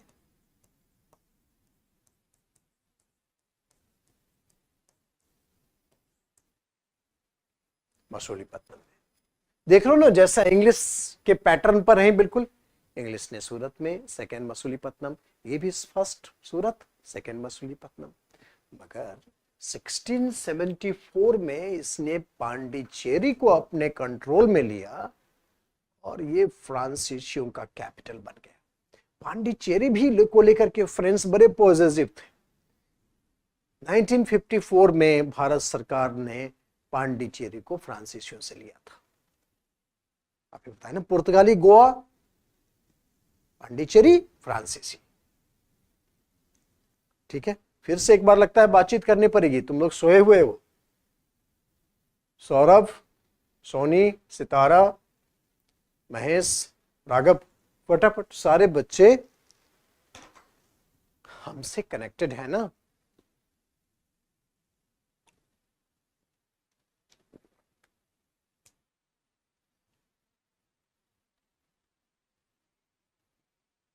No sir, wide awake, thank you Diksha. जाग रहे हैं, वाह, जागना ही तो निर्वाण है। बुद्ध, महावीर सब आपको जगाने का कोशिश किए। 1000 साल से 2000 साल से आप सोए हुए हैं। उन्होंने काफी कोशिश की, वो चले गए, आप नहीं जगे। फाइनली अभिषेक ने बताया कि हम जग रहे हैं। सूरत में सबसे ज्यादा एक्सपोर्टिंग पोटेंशियल था, आप जानते हैं ना, उसके पोर्ट पूरे सेंट्रल एशिया से कनेक्टेड थे। ठीक है, thank you Soni, thank you Soni. साध्या ध्यान से पढ़ रहे हैं? अरे वाह, बहुत अच्छा साध्या। नाम सबका सही लिखा है ना? कि तुम लोग जो, ऐसा नहीं कि तुम्हारा नाम कुछ हो और हम कुछ ही और ही बोल रहे हैं तुमको, तो कैसे कनेक्शन होगा बताइए? आप नाम जो लिखेंगे उसी से तो हम आपको पकड़ पाएंगे। ओके प्रकाश, अंजलि, फाइन। तो चलो वापस में बात करते हैं लोग, बातचीत भी बीच बीच में होनी चाहिए। कंचन को ना, इसको ना कूटना पड़ेगा बिल्कुल। वो बोलते हैं ना, कंबल कुटाई करना वाला। ये बोल रहे कि सर आपको सुन के अच्छा लगता है, नींद आने लगी। इतना इसकी पिटाई होनी चाहिए। बहुत बदमाश बच्चा है ये। ईरम है, ईरम एजाज।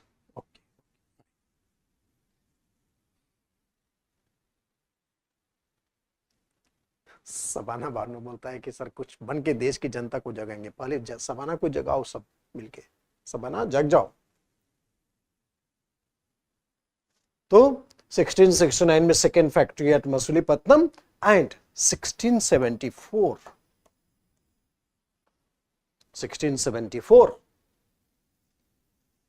पांडिचेरी।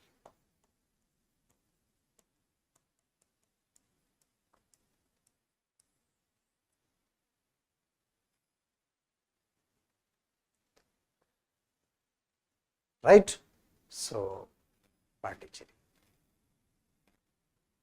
और Pondicherry became the capital of the French settlement. Pondicherry जो थे वो फ्रांसीसियों की राजधानी बन गई। अभी बच्चा बोला था ना कि जो ध्यान से सुन रहे हैं इसलिए नींद आ रही है, उसका नाम मैं भूल गया, फिर से तुम लिखना तो जरा ये बात।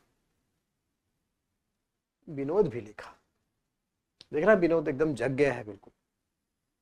बच्चा था जो बोले थे नींद आ रही है, उसको पकड़ के ना उसका नाम लिख के रखो। तो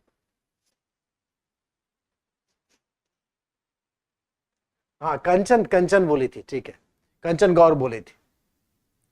अभी इसको ना जितनी बार क्लास लेंगे ना, हर एक 10 मिनट में इसको खोजेंगे कि तुम हो कहाँ, सो तो नहीं रही हो। ध्यान रखना तुम लोग भी, हमको याद दिला देना कि सर कंचन को पूछिए कि सो रही है क्या वो। सो पांडिचेरी कैपिटल।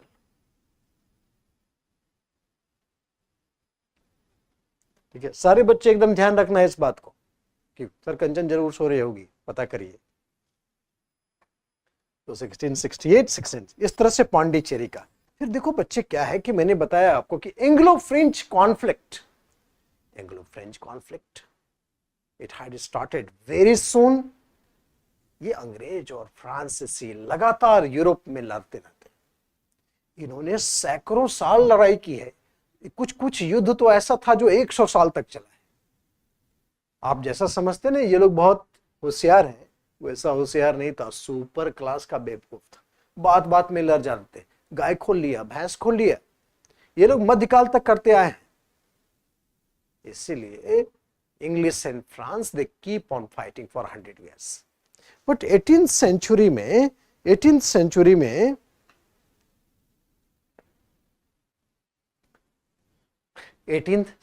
में 2 वार हुए, राइट। 18th सेंचुरी में 2 वार हुए।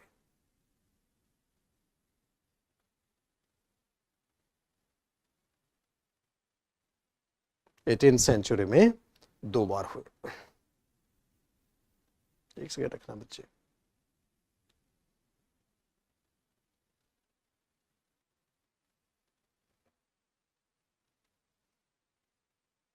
तो 18th सेंचुरी में जो 2 वार हुए, उसमें एक है ऑस्ट्रियन वॉर ऑफ सक्सेशन। ये हुआ था वॉर ऑस्ट्रिया में, इंग्लैंड और फ्रांस के बीच में। ऑस्ट्रिया का उत्तराधिकार युद्ध,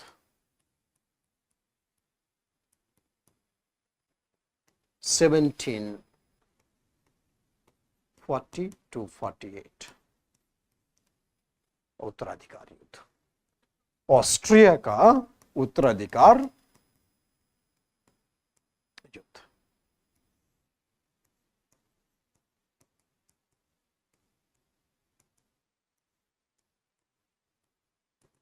ये 7 वर्षों तक चला था, और ये भी एक युद्ध हुआ जिसको सप्तवर्षीय युद्ध बोलते हैं। सप्तवर्षीय युद्ध बोलते हैं। 1757 से लेकर के 63 तक 7 years war,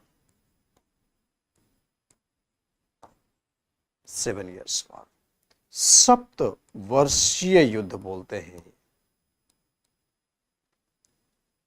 7 years war. Austria का उत्तराधिकार युद्ध है 1757 to 63, ये सप्तवर्षीय युद्ध है।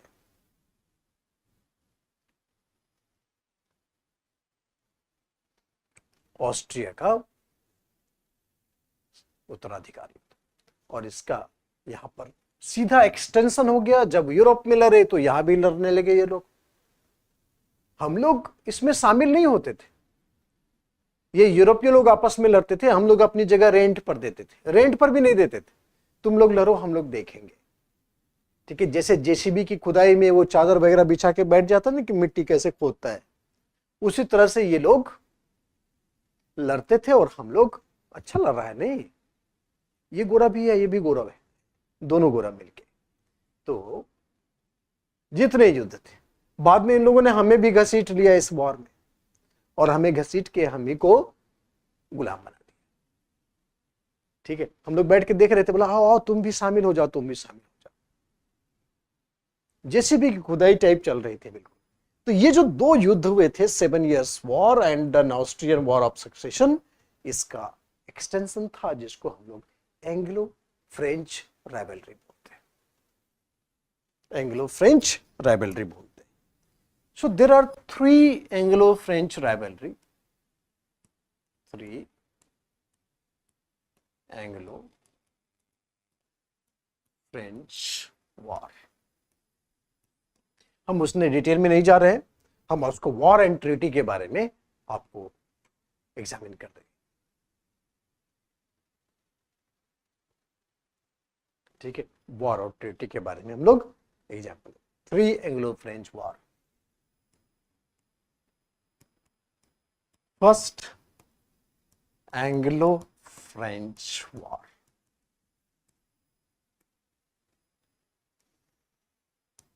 First Anglo-French War।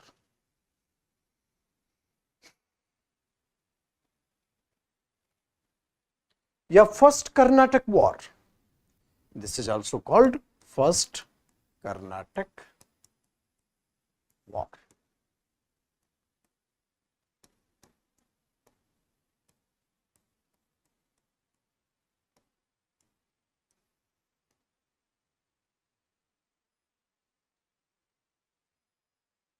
First Karnataka war. इसमें जो फ्रांस का गवर्नर था, फ्रांस का गवर्नर डुप्ले, वो बहुत ही खतरनाक आदमी था। डुप्ले, और इसने तो हालत खराब कर दी थी अंग्रेजों की, फ्रेंच गवर्नर डुप्ले। और इस वॉर का एंड हुआ ट्रीटी ऑफ मद्रास को लेकर। Treaty of Madras was signed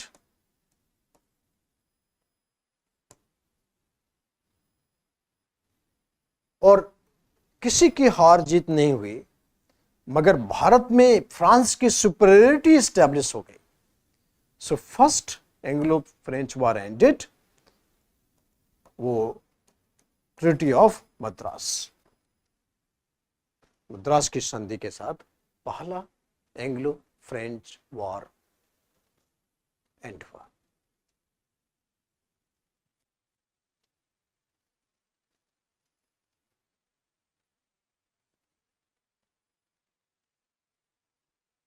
first Anglo French war, treaty of Madras.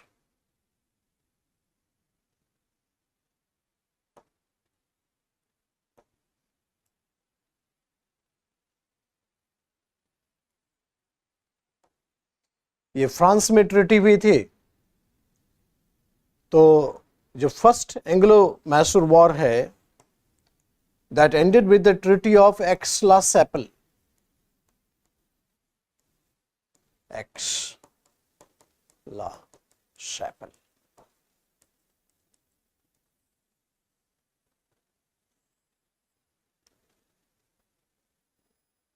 This treaty ended with the treaty of Aix-la-Chapelle. Ritu, clear नहीं आ रहा है आवाज आपको? क्लियर आवाज नहीं आ रही रितु? एक्स-ला-चैपल।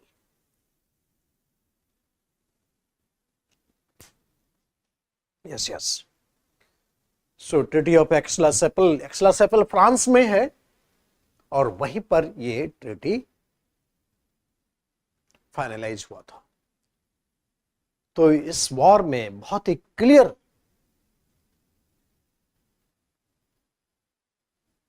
फ्रेंच सुपीरियरिटी दिखती है। French had become very superior in this war. अच्छा ठीक है बच्चे, रितु अभी लिखते हैं, और क्लियर लिखेंगे, देखना हमारे मोतियों जैसे अक्षर अभी तुमको नहीं दिखा दिए ना, फिर देखना। सो ट्रीटी ऑफ एक्स-ला-चैपल, 50 घंटे पढ़ेंगे अंजलि हम लोग, 50 घंटे, 50 hours. Treaty of Aix-la-Chapelle. Second Karnataka war, second Carnatic war. Anglo French war बोलिए या सेकेंड कर्नाटक वॉर बोलिए। हाँ, ये ट्रीटी, ये वॉर जो है ना आशीष, ये फर्स्ट एंग्लो फ्रेंच वॉर या first Karnataka war that ended with the treaty of Aix-la-Chapelle. क्या हुआ था मैं बता देता हूं। यहां पर फ्रांस ने अंग्रेजों का मद्रास कैप्चर कर लिया, और अमेरिका में भी एंग्लो फ्रेंच वॉर हुआ। तो अमेरिका में फ्रांस का जो फोर्ट था उसको अंग्रेजों ने कैप्चर कर लिया। मतलब अमेरिका में फ्रांस की हार हुई और इंडिया में इंग्लिश की हार हुई।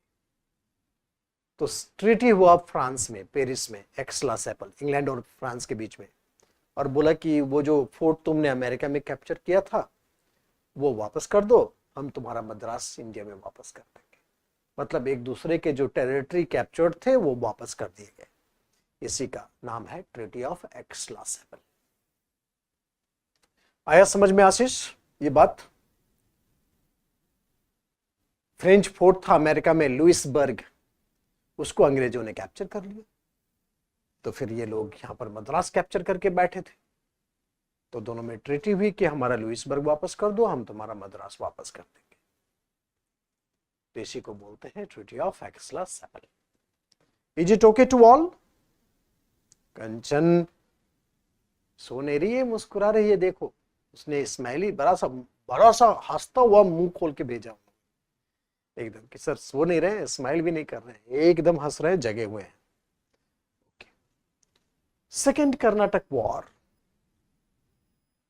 ये वॉर एंड हुआ था ट्रीटी ऑफ पांडिचेरी।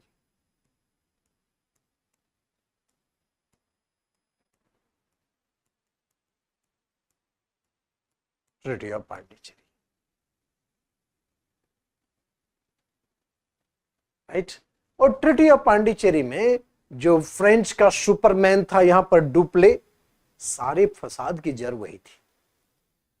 अंग्रेजों ने बोला इस आदमी को वापस ले जाओ।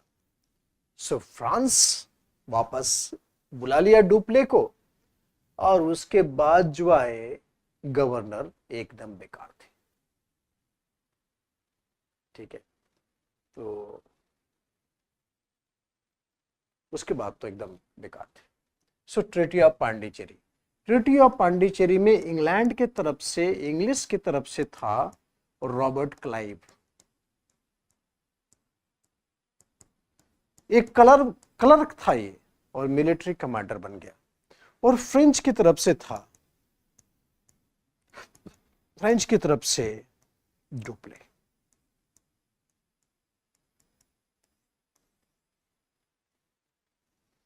Robert Clive and Dupleix.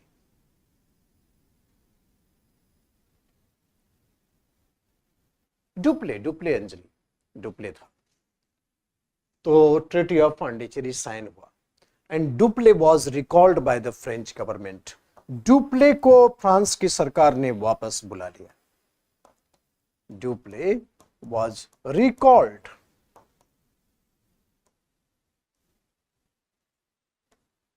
Bye French government. Dupleix was recalled by French government.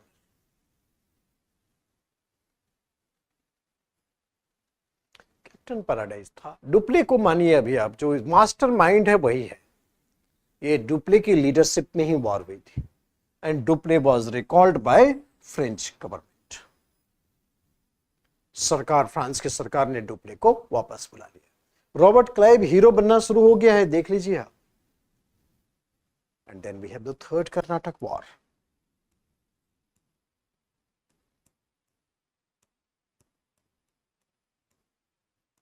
Third Karnataka war,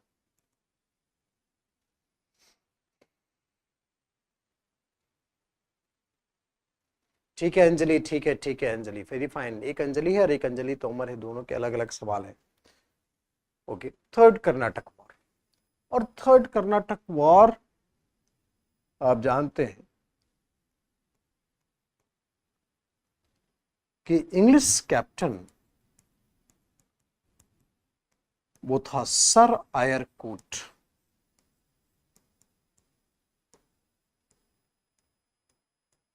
sir Eyre Coote,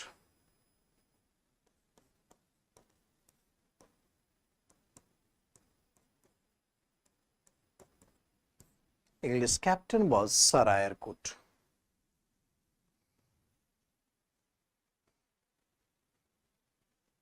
और जो फ्रेंच था उसका नाम था count de Lali.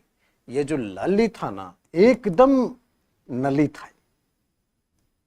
French count de Lali.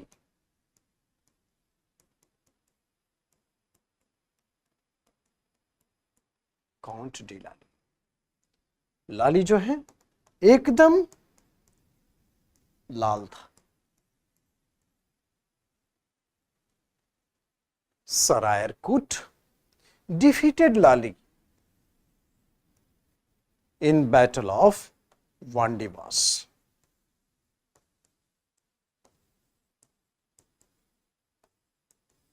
(1759) Battle of Vandivas.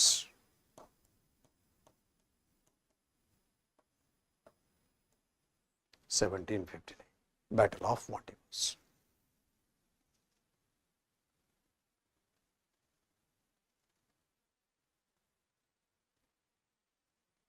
So count de Lally, Wandiwash की लड़ाई में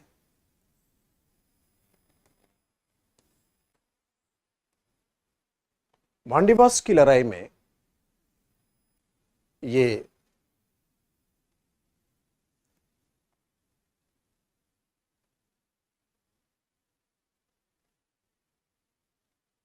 अरे वाह अंजलि, वेरी गुड। अंजलि बोलती है कि एकदम अभी तक नहीं पढ़ा मैंने, बट टेस्ट में सबसे बेहतरीन परफॉर्मेंस करके दिखाऊंगी। बहुत अच्छे बच्चे। देखो मैं पहले ही बोल रहा हूं, मैं बार बार बोल रहा हूं कि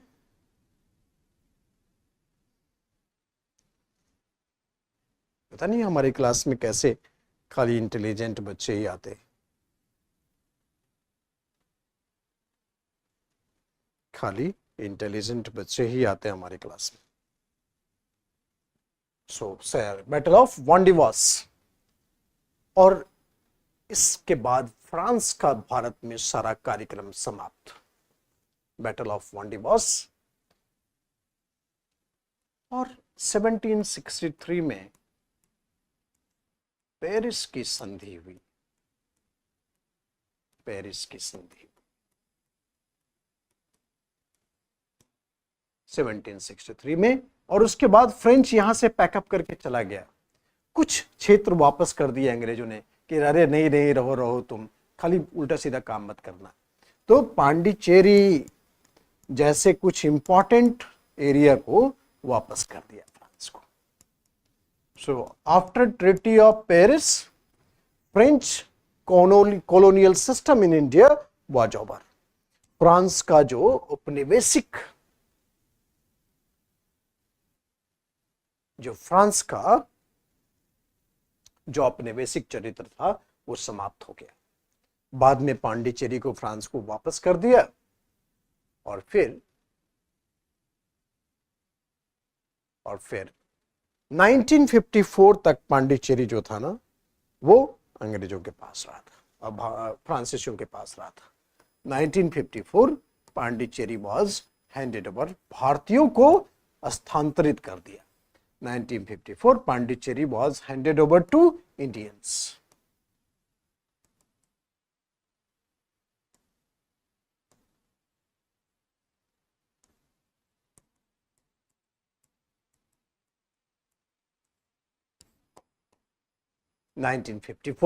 में Pondicherry was handed over to Indians. Mahe, Karaikal, Pondicherry, Yemen, वाह अंजू देखो कितना शानदार इसका ग्रिप है। Very good, you are very nice in command Anju.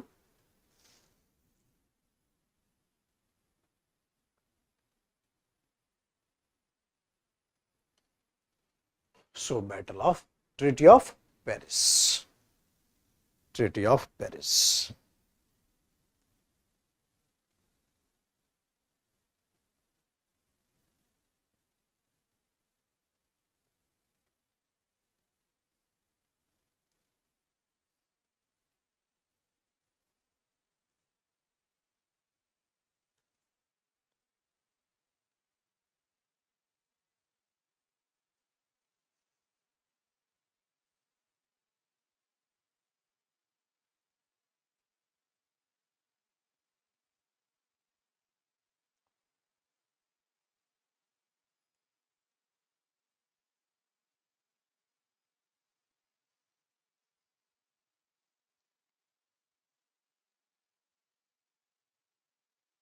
Pondicherry was handed over to Indians.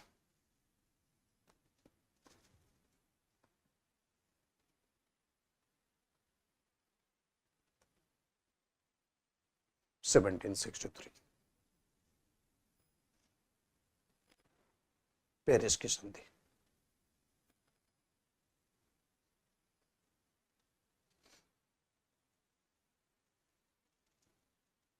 Treaty of Paris Paris में साइन हुआ था, इसलिए ट्रीटी ऑफ पेरिस बोलते हैं, और फ्रांस से एग्जिट कर गया। तो आप इमेजिन करिए कि हमने कितनी जल्दी इन सारे कंपनी को बाहर निकाला। हमारा रिश्ता किसके साथ रहेगा? अंग्रेजों के साथ रहेगा, अभी भी है, ठीक है ना। हम लोग बड़े खुश होते हैं अंग्रेजों को देख करके। अंग्रेज भी हमें देख के मुस्कुराता है कि 300 साल तक हमने निचोरा है इस जगह को।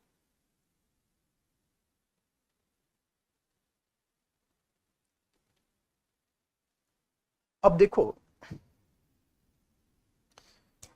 जब तक औरंगजेब था तब तक तो भारत, मतलब तब तक तो कंट्रोल अंग्रेजों के ऊपर अच्छा था, क्योंकि मुगल एडमिनिस्ट्रेटिव सिस्टम के अंदर में ही अंग्रेजों को काम करना था।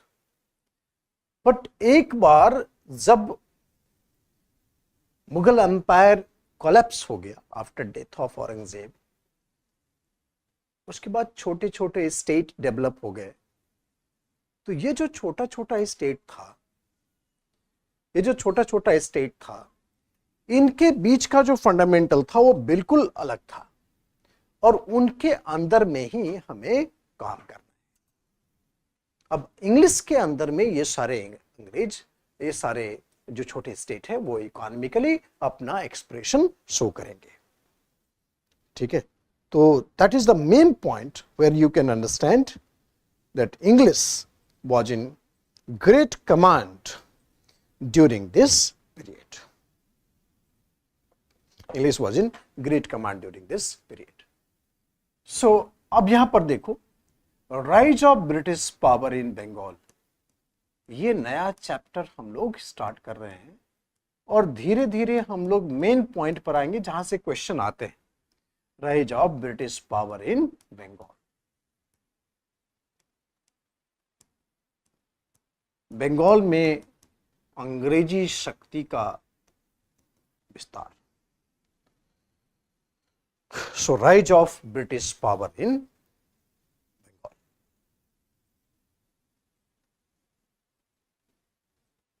यस, कई सारे छोटे छोटे स्टेट, बंगाल, मराठा, निजाम, अवध, सिंध, कर्नाटक, ये सब मुगल एम्पायर के डिसइंटीग्रेशन के साथ ही तो आए थे, और कॉन्सिक्वेंसेस आपके सामने दिखेगा। So rise of British power in Bengal.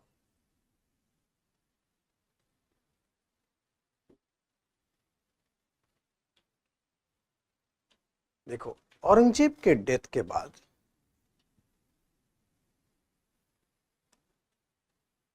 Mughal और कंपनी के बीच में रिलेशन कैसे है?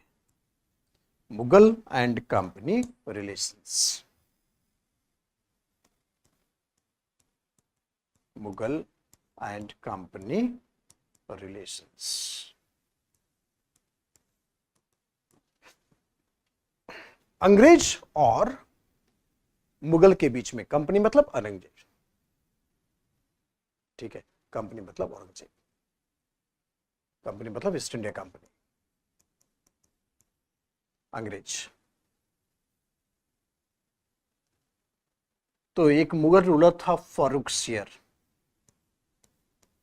फारूक शेर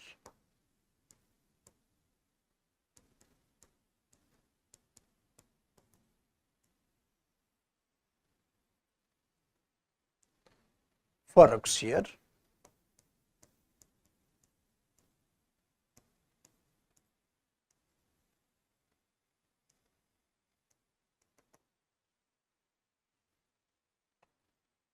इसने 1717 में कंपनी को फरमान दिया।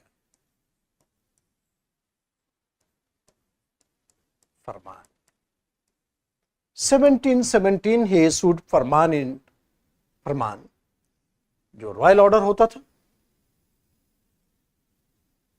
और इस फरमान में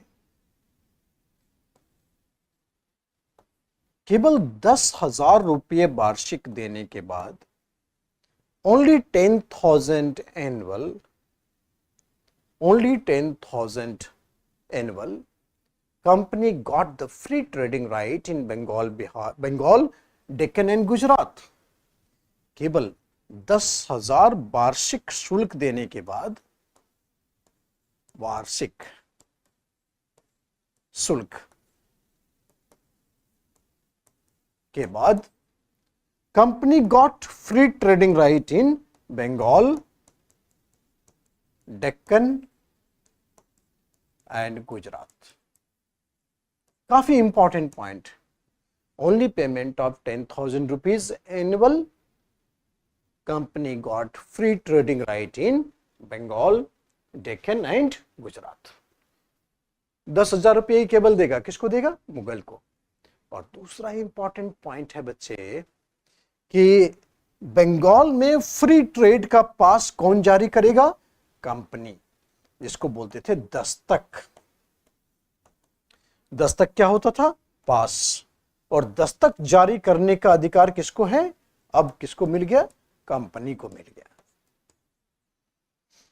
company got the right to issue the दस्तक इन बंगाल। जो बंगाल का नवाब करता था वो अब कंपनी करने लगा। ठीक है, 1 से 3 है क्लास का टाइम, 3 बजे तक। इसको क्या बोलते हैं हम लोग? दस्तक बोला जाता था। ठीक है, 2 इंपॉर्टेंट पॉइंट है। बहुत जबरदस्त था ये कंपनी का प्रिविलेज। अब तो बंगाल में कंपनी जो है अपने पूरे रंग में है, and company will have a free trading right in Bengal merely by the payment of 10,000 rupees annual।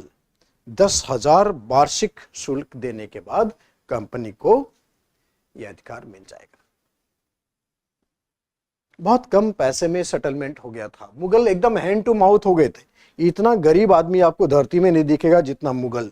बोलते थे कि गोल्डन बर्ड है पूरी धरती पर। और औरंगजेब के मरने के बाद ही ये लोग हैंड टू माउथ आ गए। अब भीख मांगने की कंडीशन है, उसमें 10,000 रुपये वार्षिक, उस समय बहुत पैसा होता था। बोला पूरा देश में ट्रेड करो and Mughal will get only 10,000 rupees annual. So dastak system था। ये बहुत ही गोल्डन चांस था कंपनी को कि पूरे कंट्रोल को अपने हाथ में ले लेते। ओके, सो लिखा तो दिए नहीं था, लिखा दिए ना। पहला पॉइंट क्या लिखा? है पहला पॉइंट मैंने लिखा दिया आपको कि कंपनी को बंगाल, दक्कन और गुजरात में मुक्त व्यापार का अधिकार मिल गया। बंगाल 10,000 रुपये वार्षिक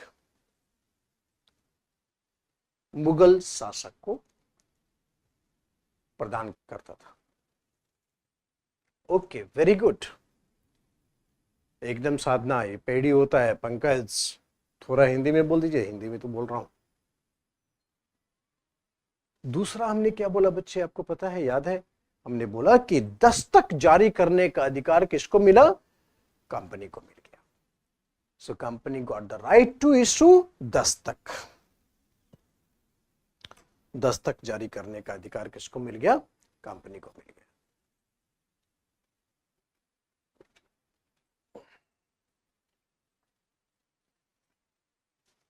सो 1717 बंगाल में अब कंपनी पूरे रंग में है। तो बंगाल का नवाब था, यस, कंपनी को मिल गया। तो बंगाल में मुर्शिद कुली खान होते थे। मुर्शिद कुली खान, हाँ, कंपनी को मिला, कंपनी को। ठीक है, तो मुर्शिद कुली खान जो था ना, वो एक्चुअली महाराष्ट्र का एक ब्राह्मण था। औरंगजेब के संपर्क में आया, मुसलमान बन गया। उसका नाम रखा गया मुर्शिद कुली खान। बंगाल का सूबेदार था वो। जब औरंगजेब की डेथ हुई तो वो बंगाल का नवाब बन गया। मुगल तो ऐसे हैंड टू माउथ कंडीशन में है। मुगल को बोला पैसा चाहिए, बोला हाँ, क्यों नहीं चाहिए, बोला दे दो। जो पैसा दिया और ऑब्वियसली नवाब लिखने का टाइटल ले लिया। So Murshid Quli Khan, he was a founder of the autonomous state of autonomous state by of Bengal. He was founder of the autonomous state of Bengal.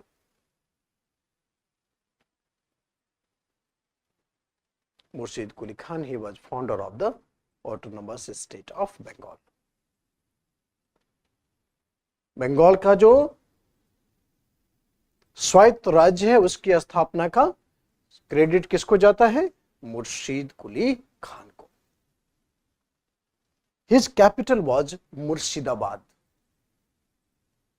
उसकी जो राजधानी थी वो मुर्शिदाबाद थी।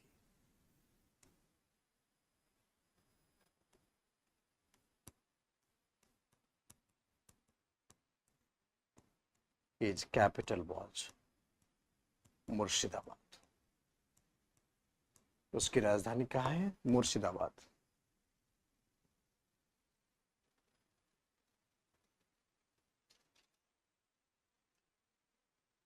Its capital was Murshidabad. So he was the founder of the autonomous state of Bengal with the capital Murshidabad. Murshid Quli Khan.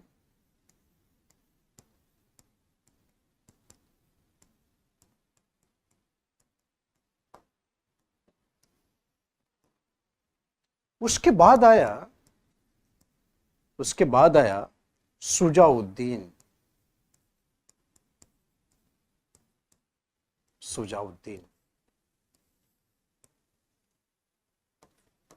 और सुजाउद्दीन के time में बिहार और उड़ीसा को भी, सुजाउद्दीन के टाइम में बिहार और उड़ीसा को भी बंगाल में शामिल कर लिया। बिहार और उड़ीसा was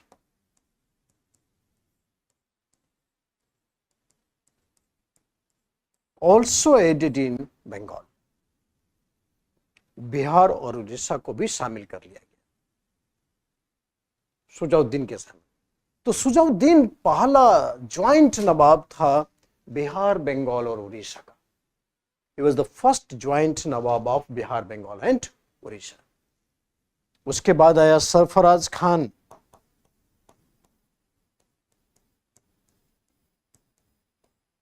सरफराज खान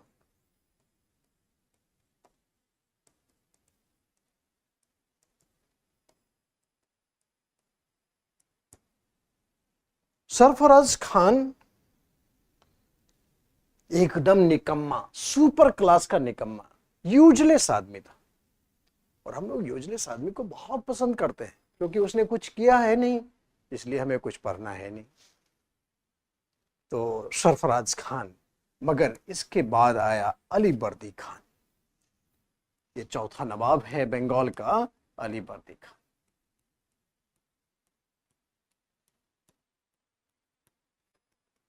और इसके टाइम में कंपनी और नवाब के रिश्ते तो बिल्कुल खराब हो गए थे। अली बर्दी खान, ठीक है। Relation between nawab and the company was totally deteriorated. Company और नवाब के रिश्ते खराब हो गए थे during the time of Ali Vardi Khan. Company और नवाब के रिश्ते बिल्कुल खराब हो गए थे during the time of Ali Vardi Khan.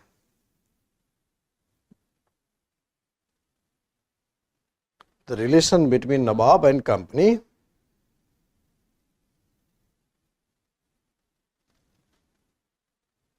had totally deteriorated. क्योंकि दस्तक का गजब दुरुपयोग किया जा रहा था और दुरुपयोग इस तरह से था कि कंपनी को दिया गया था दस्तक का राइट, मगर कंपनी के कर्मचारी इसे अपने व्यक्तिगत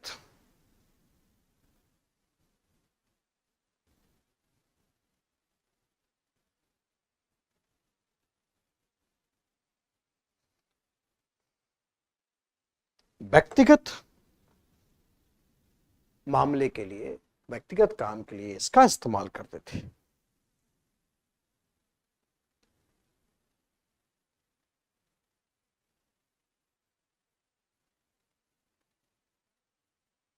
व्यक्तिगत ट्रेड में इसका इस्तेमाल करते थे, ठीक है। तो कंपनी के कर्मचारी लगातार ट्रेड में इसका इस्तेमाल कर रहे हैं। क्लास के बाद में देखता हूं, कल से कुछ एमसीक्यू कलेक्ट करता हूं। अभी फिलहाल एक दो लेक्चर हो जाने दीजिए तो एमसीक्यू आ जाएंगे। तो इसमें आप एमसीक्यू देखेंगे मेरी तरफ से।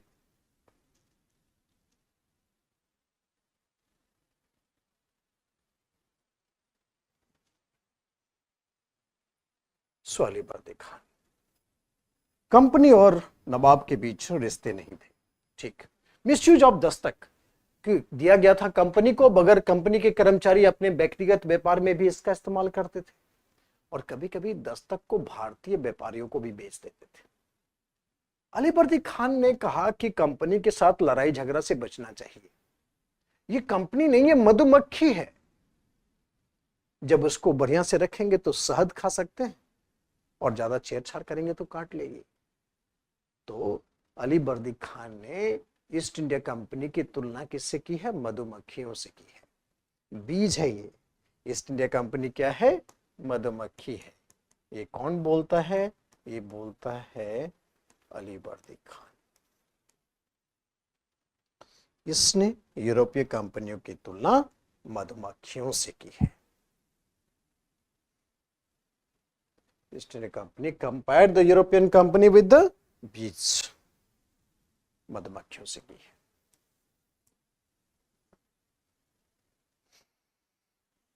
ठीक है, अगर उसको सुरक्षित रखेंगे तो हनी देगी, नहीं तो काट लेगी। तो अलीवर्दी खान के टाइम में कंपनी और नवाब के रिश्ते बिल्कुल भी ठीक नहीं चल रहे थे। ठीक है, बिल्कुल भी ऑफ रिश्ते चल रहे थे अलीवर्दी खान के टाइम। फिर भी कोई झगड़ा नहीं किया, और अलीवर्दी खान के बाद जो नया नवाब आया वो था Siraj ud Daula.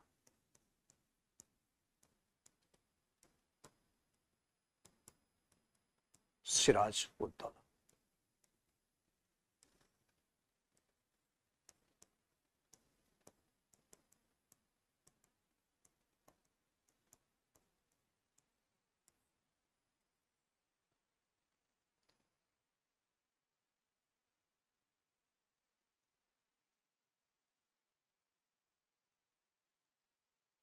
Siraj-ud-Daulah.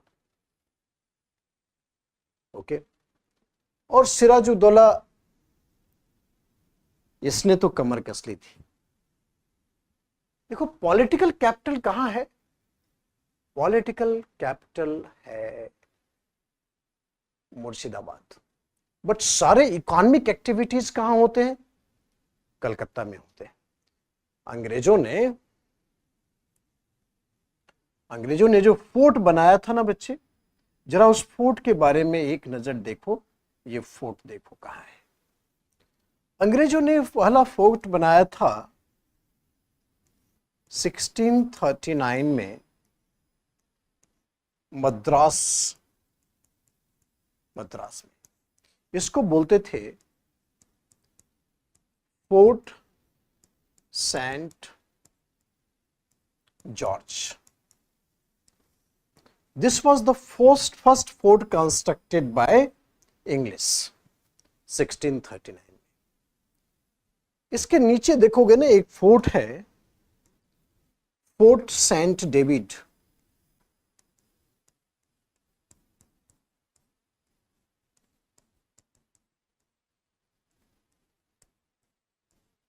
Fort Saint David, ये फोर्ट मराठों से छीना था।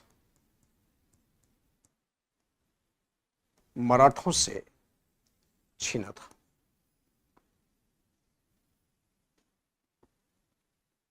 मराठों से छीना था ये। सो फोर्ट सेंट डेविड। और ये देखो बंगाल में एक जगह है कलकत्ता। एक अंग्रेज थे job Charnock.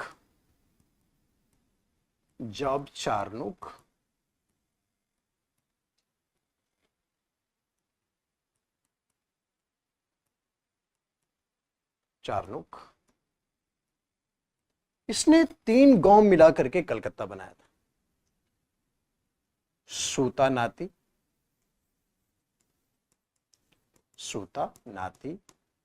Govindpur,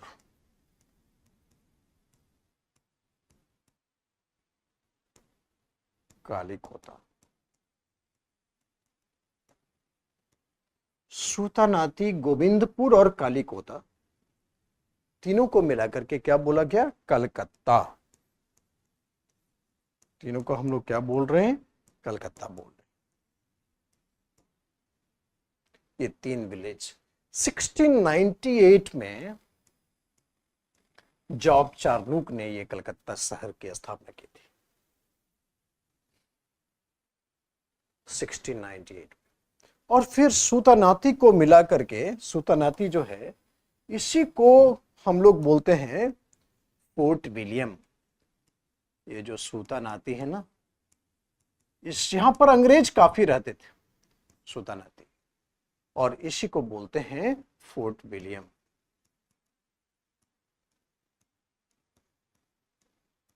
fort William.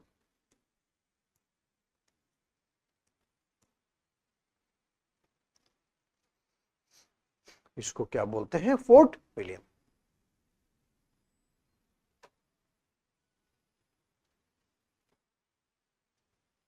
बंद कर दो। ठीक है, हाँ।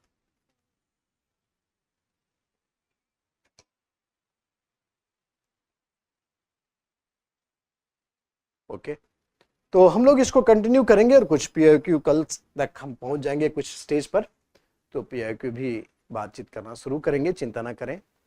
And this should be a golden chance for you people to revise.